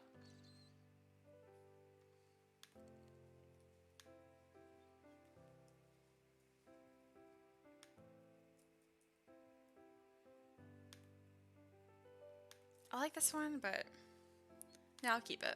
All right, cool. Xander says that one with all the belts, like it was made for you, Mia. Truthfully, I'm not sure which one you're talking about because they all have so many freaking belts on them. But yes. All right, let me move my reference board over.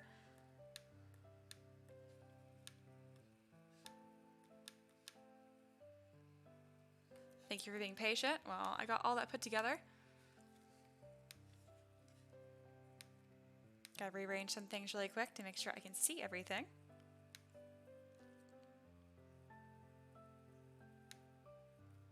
Yeah, Xanos, it's time to look up posing. Yeah, I'm not sure what kind of weapon I should give her. I love the bow that I made a lot for the Aarakocra, so maybe I'll do a bow with this as well. Usually when I do rogues, I just think like a rapier or like dual swords, dual daggers.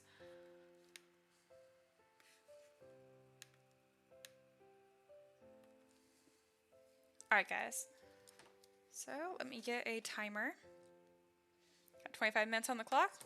Alright, let's go.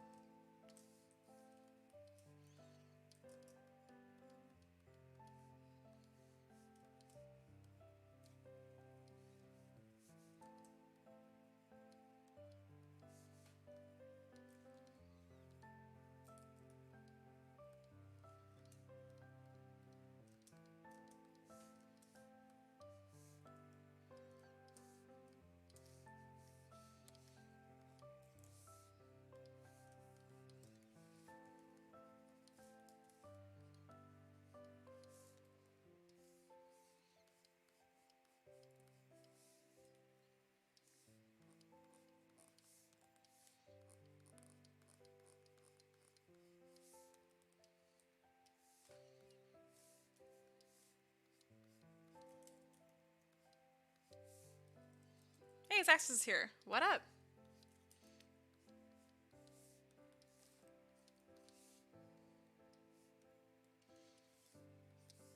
I just started on the Elven Rogue. Got a bunch of cool concept art. If you like rewind like 30 seconds or something or a minute, you should see the board all finished.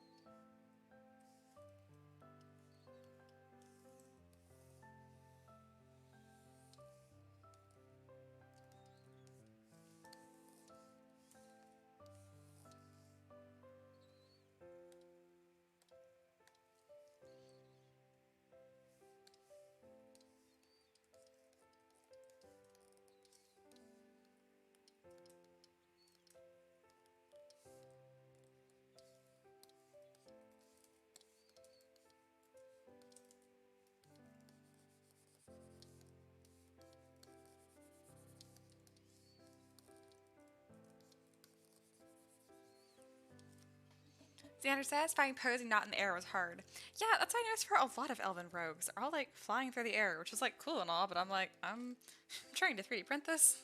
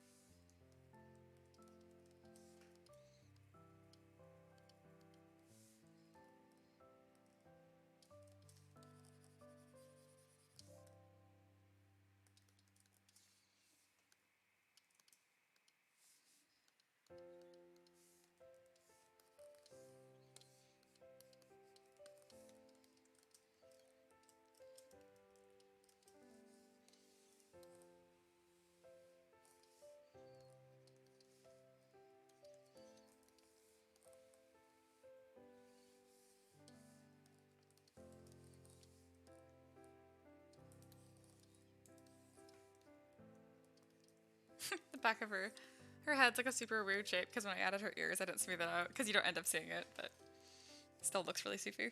Soupy. Silly.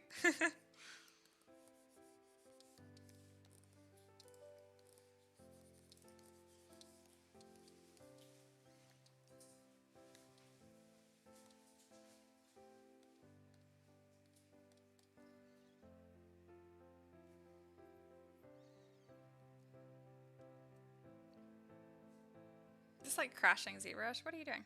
Ah, there we go. I was like, don't be like that. There we go. I made her face a lot shorter to look less regal because as a rogue, I just want her features to be really, really sharp and intense. I kind of like this rich red-brown color as well.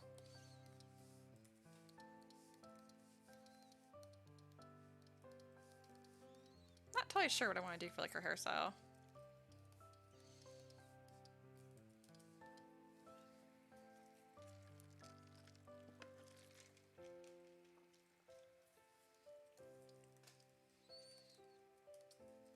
I'm going to turn off symmetry and start having fun with this.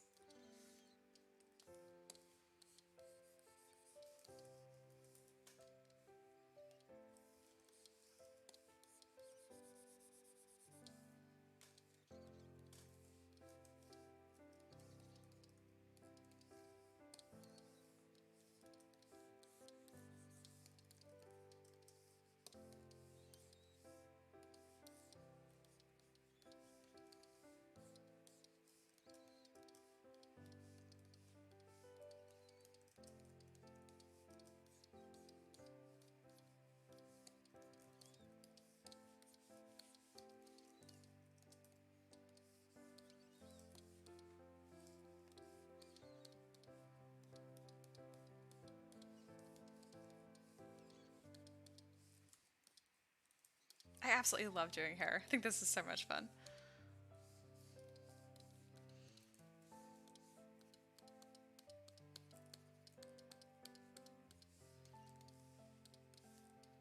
So I was kind of thinking like this really dramatic, like, side sweep.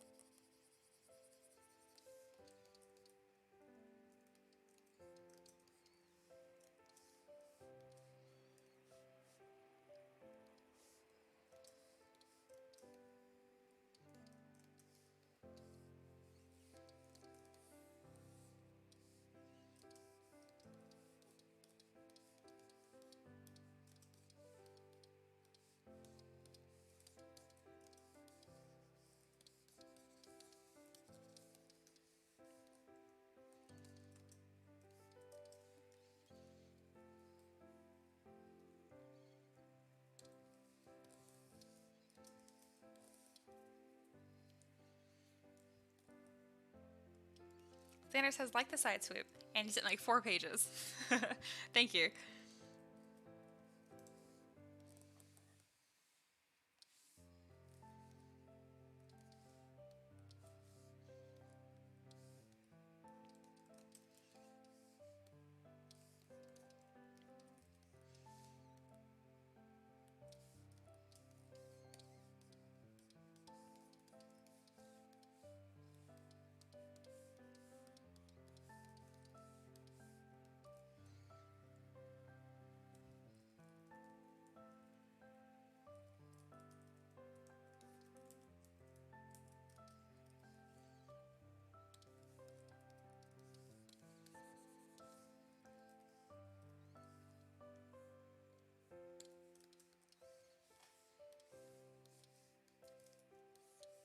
There we go. Yeah, the braid should be on this side. I don't know what I was thinking.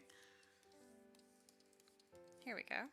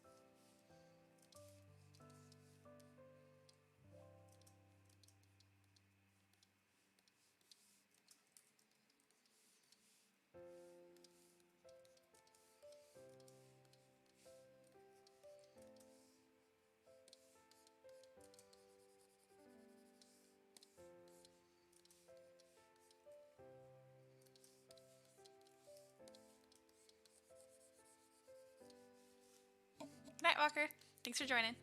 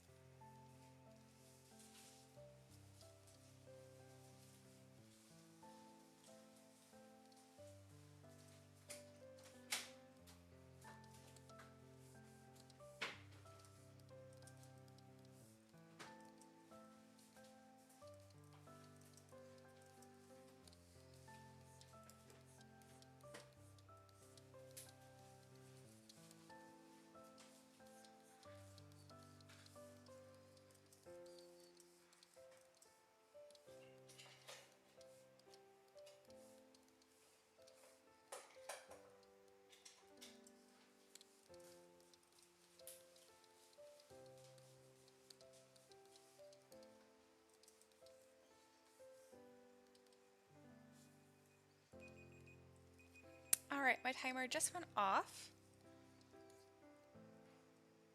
And I have the head pretty much done. Obviously be adjusting this quite a bit. But I'm happy with it. It's kind of like a fun, it's a different kind of hairstyle than I've done before.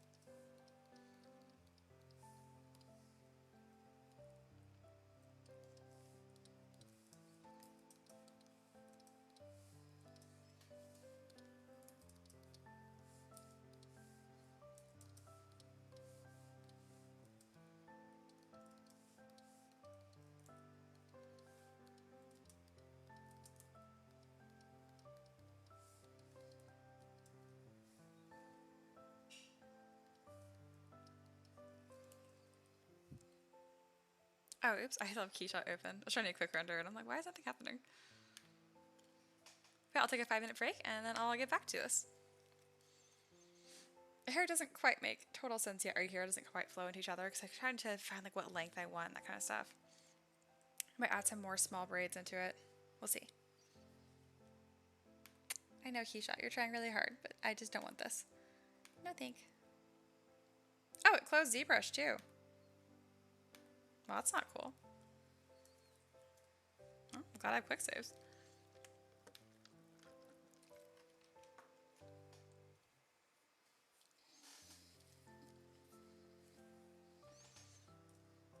Xander says corn locks. I think you mean cornrows, but yeah, just on the side of her head. I mean, at that point, I don't think they can call it cornrows. I think they're just French braids.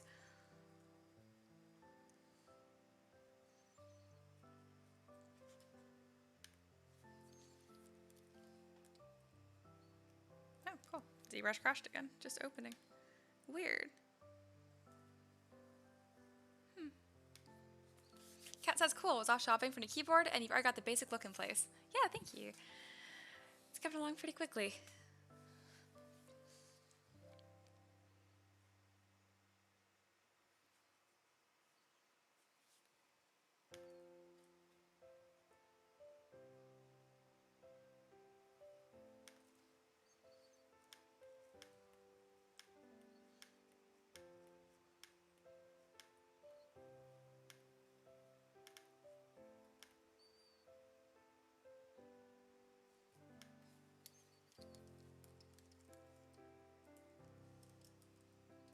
Doesn't look like I missed too much.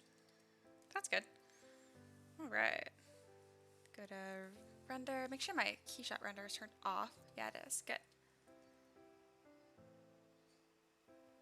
It looks dramatic and weird, but I'm down with it. Take a 5-minute break. Taxa says it's a nice desktop background. I'm not even sure how much of it you guys can see. It might look all glitched or something. But thank you.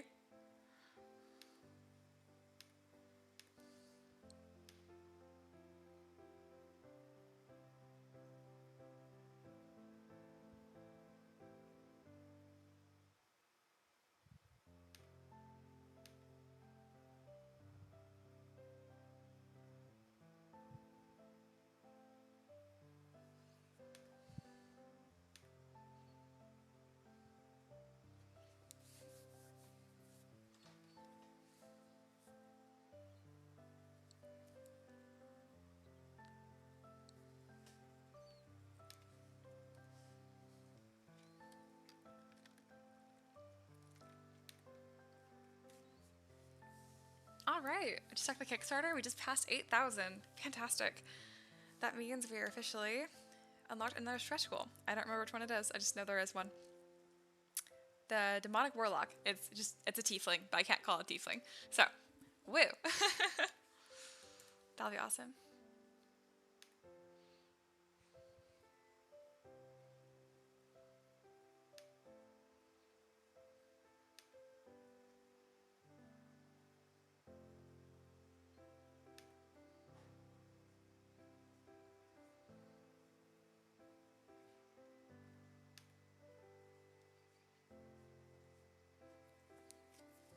My wrist feels really good. I'm glad. It's been kind of achy the last few days, even though I haven't been modeling much.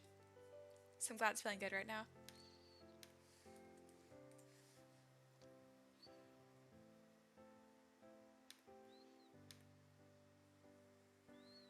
My headache refuses to go away, which is super annoying. That's okay.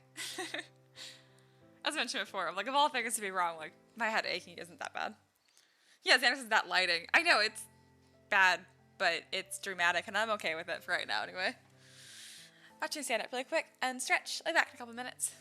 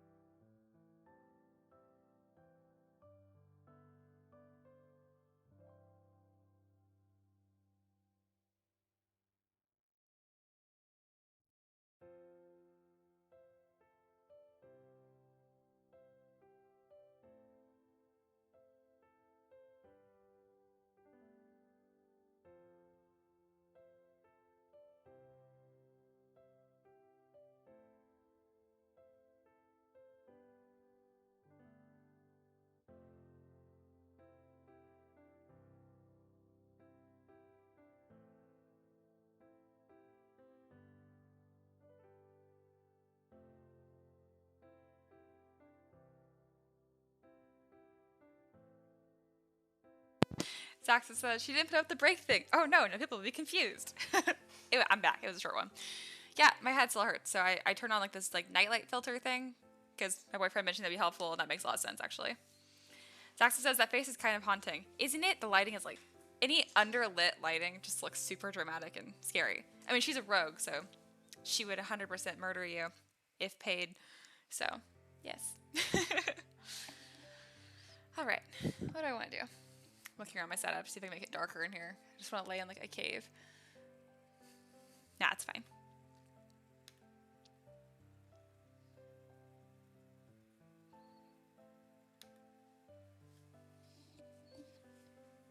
And it doesn't help that she doesn't have pupils. It's just like these purple, shapeless eyes. All right. Let's get back to it. That's better.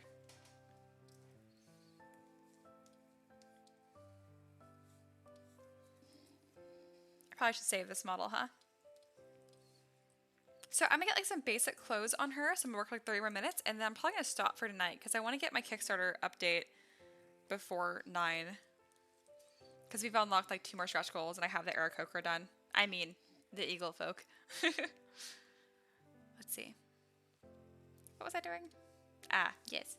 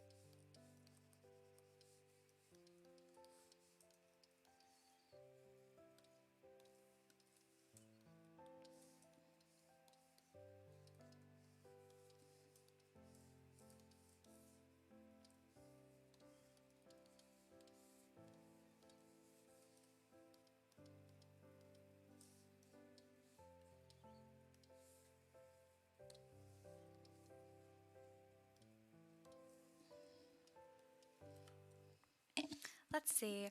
Xander says Mia is a dragon confirmed. Yes. Zaxa says dragons have boopable snoots. Does that mean Mia has a boopable snoot? I mean, I guess so. I don't know, I have a pretty normal nose though. It's not that small. I feel like small things are boopable. Xander says, what's a Cthulian cultist? A mind flayer. Because if you look at like Cthulian like monsters, yeah, the tentacle face or whatever, not all of them obviously. No, yes. I'm thinking Lovecraftian. Anyway, yes.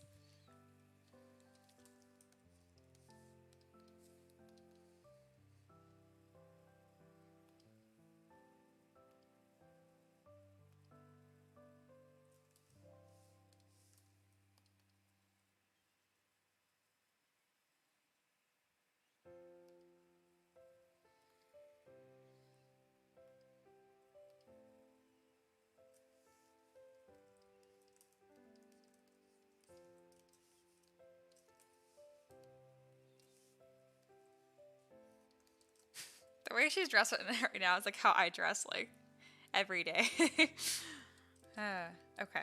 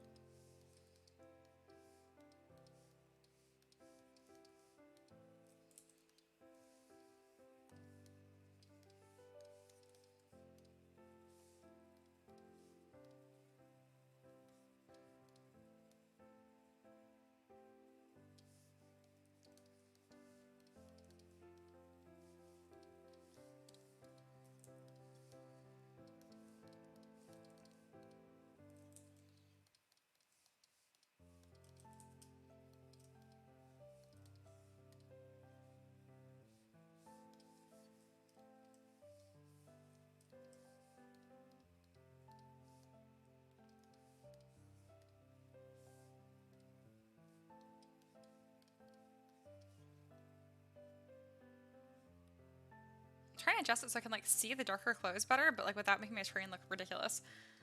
Harder than I expected.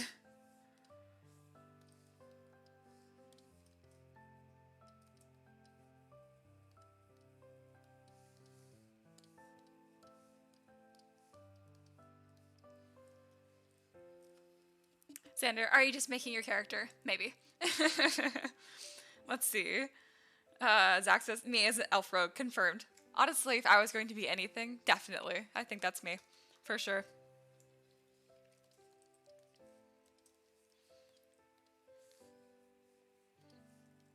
On a side note, I am looking into like cosplay stuff now, and I'm very, very excited about it. Because obviously, I mean, I wear so much makeup. I don't know what I'm doing with makeup, but it's a big part of cosplay. I think it's very cool, like transform your face. So I would like to get better with that. We'll see. We're working on getting a house this year, so it'd be nice to have like a room where I can like sew stuff, because I can sew stuff, in case you guys didn't know. I think it'd be very exciting. Xander, does she have pointy ears on her head? I guess you wouldn't know, because I cover them.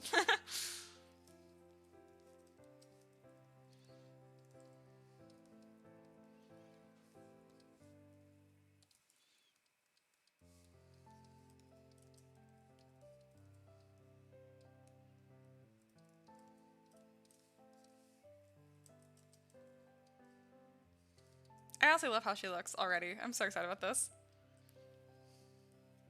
Saxa says, some kind of elf dragon cat. Honestly, a more accurate thing hasn't been said about me. That's great. I mean, the cat one I've been told several times, and yeah, I can see it. I mean, other than the headphones, obviously, it's just my general mannerisms.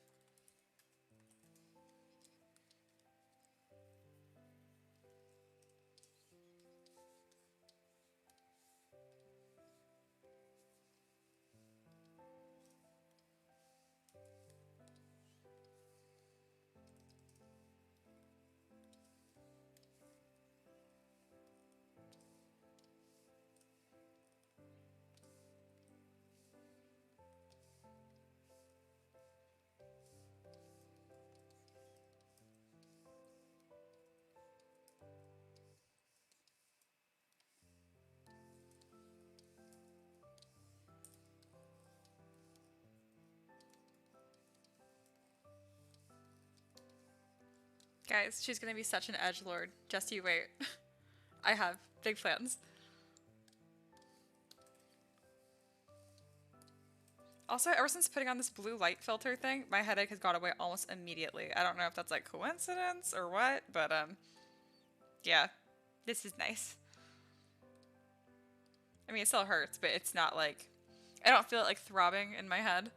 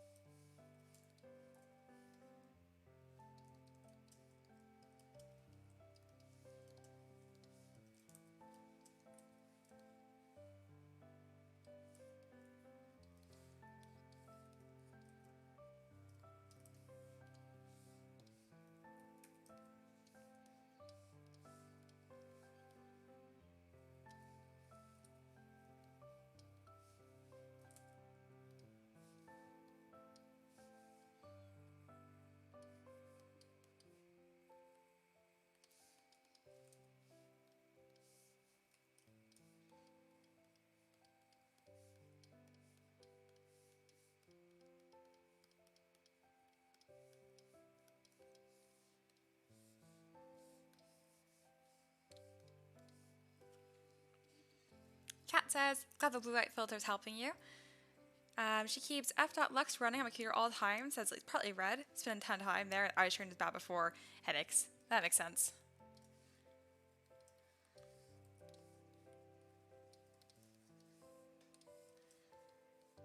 I never really thought about it being a problem, but I guess it makes a lot of sense. I mean, I stare at a screen a lot.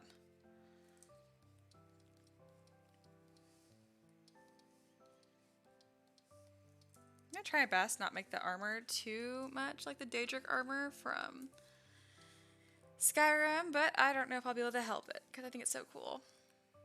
My vibe for her, I'm thinking like Nightingale from Skyrim.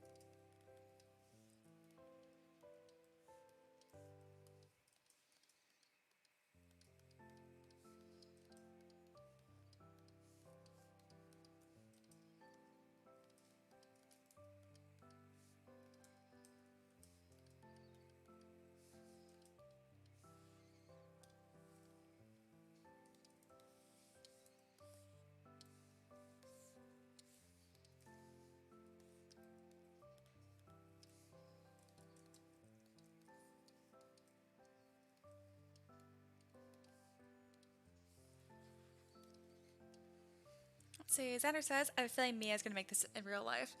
I mean, that would be awesome. I'm not sure when. But yeah, that'd be pretty sick.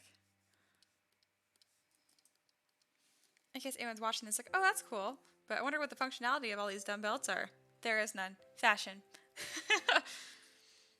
I mean, technically, something that's made like this would be able to fit anyone, which is, or pretty much anyone, which is kind of cool. Because obviously it just depends how you cinch the buckles. But mostly, no, it's just fashion. Now that I think about it, my answer is actually pretty good. Being able to walk into like an adventurer's guild and be like, oh, I need armor. It's like, here, this will fit anyone.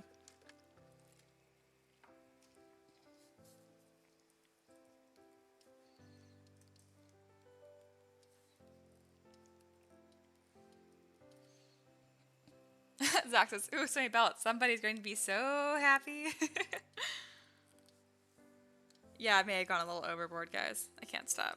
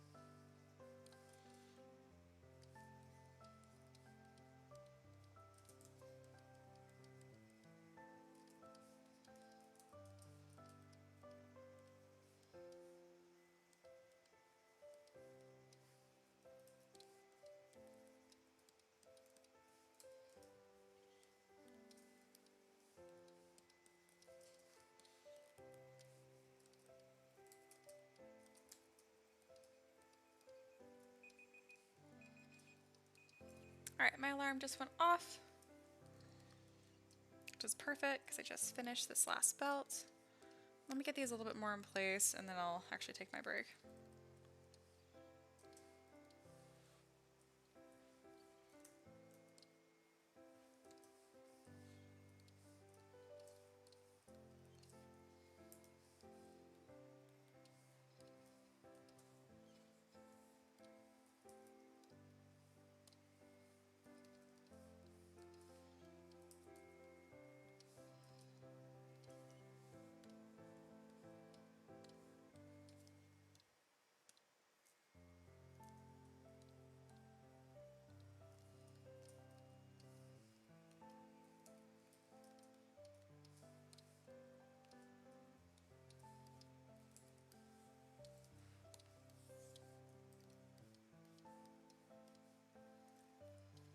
Zaxa says, what weapons are you thinking of, Mia?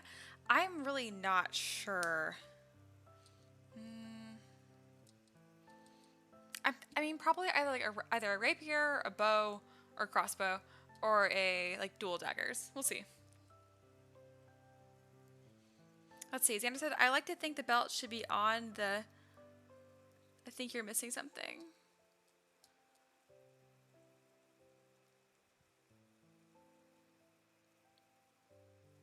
Yeah, sorry, man. I'm like, something that the way you, like, you worded your sentence, I'm not sure what you said.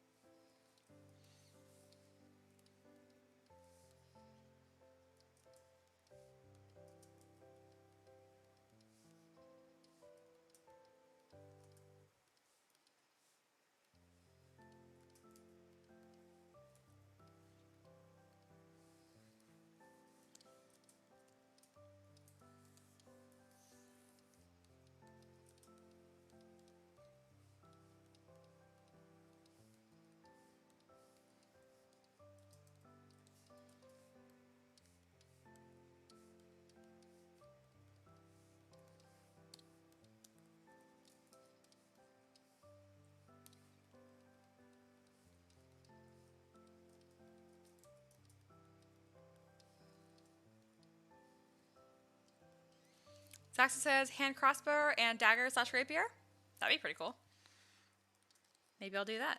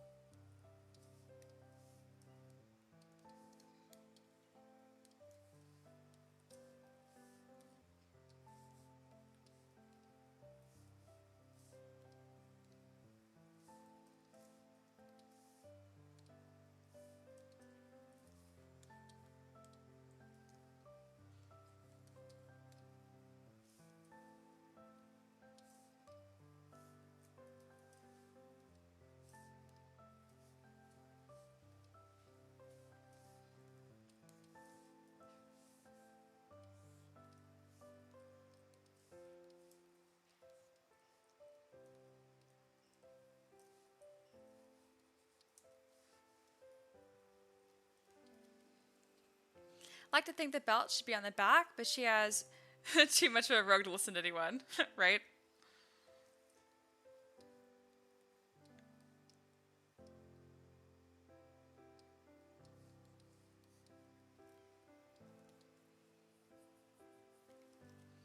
Saxa says 40k has made me overappreciative of the combination of weapons, a pistol and sword and such. That is pretty cool.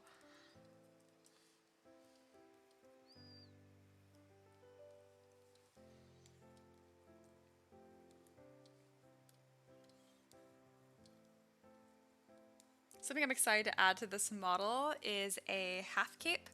So just on one shoulder. I think it's just like the ultimate edgelord. Also why I didn't worry about the way the belt's connected in the back too much. I want to make sure I did a somewhat good job though, because I plan on, just in case I decide not to do this.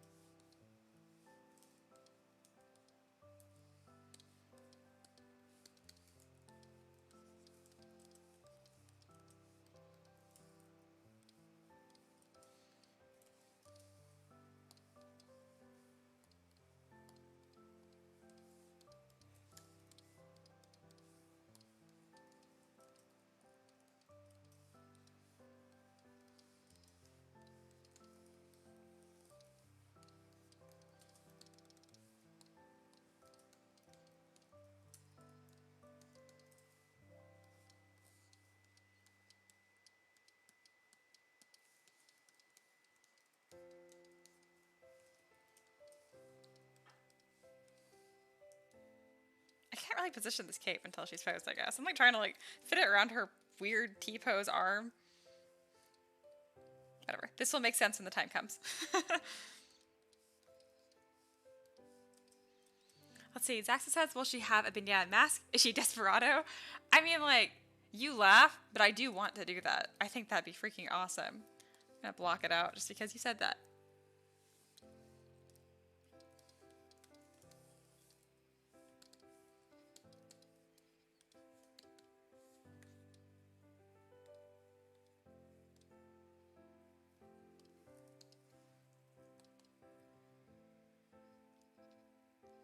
Then I said, or a hood. I don't want to do a hood because of her ears. And I think having the ears poked through the hood is weird. She's not a cat. I was supposed to take my break like 5 minutes ago. It's fine.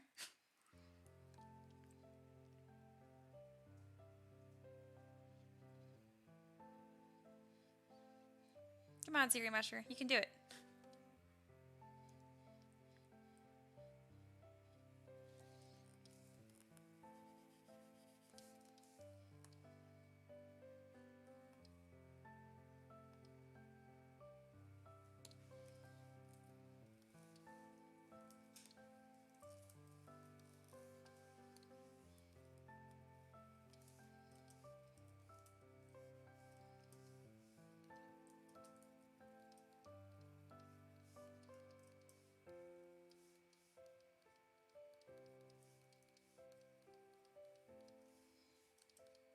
It's totally botched the way this is supposed to fit, but whatever.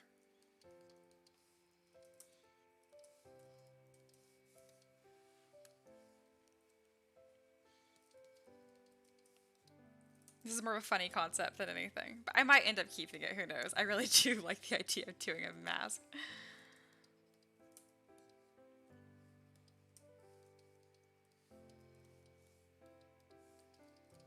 Zaxa says, oh, the cool kids have masks, right? Zaxa, I'm not laughing. You're going for maximum edgelord, right? You can't do that without a mask. Right? Dana says, elves poke their ears out of hoods all the time.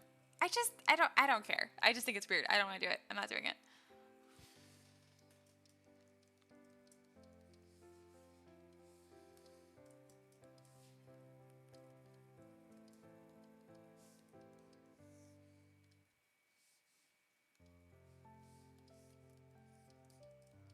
I feel like I should go over her nose then. Yeah, I don't know why I'm putting it on top of her lip.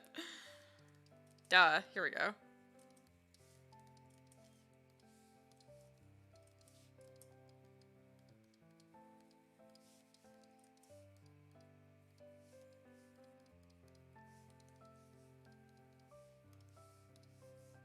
There we go.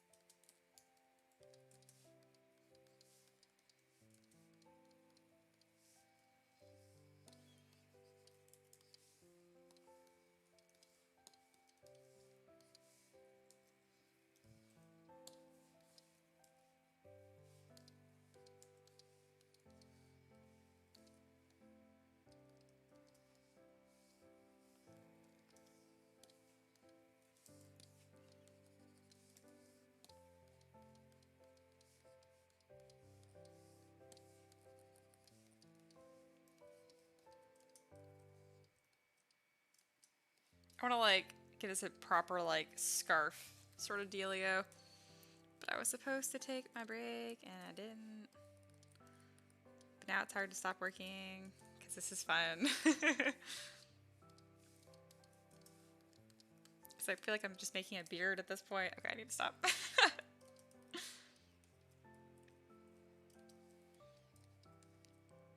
Okay, the cape actually reads better than I thought it would, even without being posed. That's good.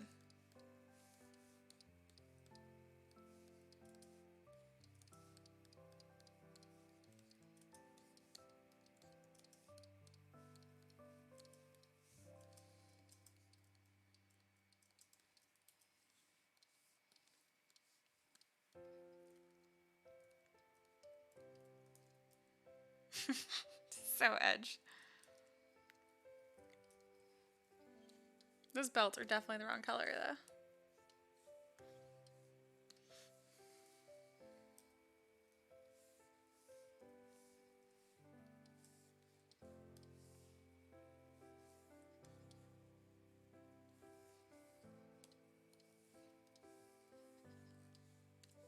Kind of like this wine-colored red.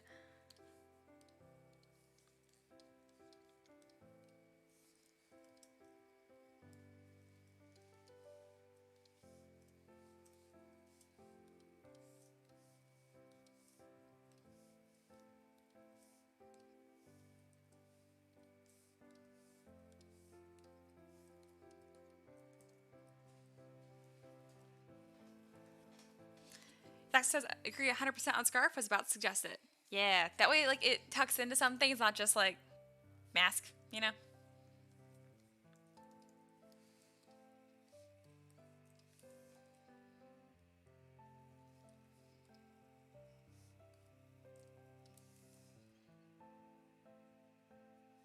It's so dramatic. Oh my god.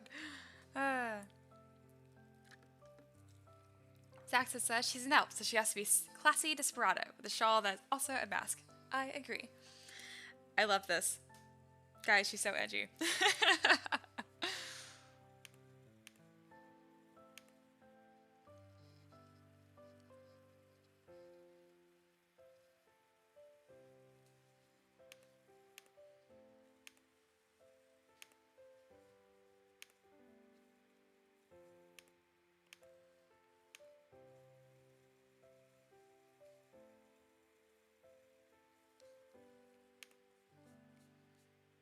Alright guys, it's 9 o'clock. I mentioned I was going to do that Kickstarter update, so I might as well do that now. Alright, so this is where we're going to end for today, even though she looks so unfinished. Oh well, obviously, I will work on this later, probably tomorrow, but probably, I mean absolutely. Thank you guys so much for joining. This was super fun. I love your guys' comments. I think you guys are very funny. Yeah, and I'll see you guys tomorrow. Bye.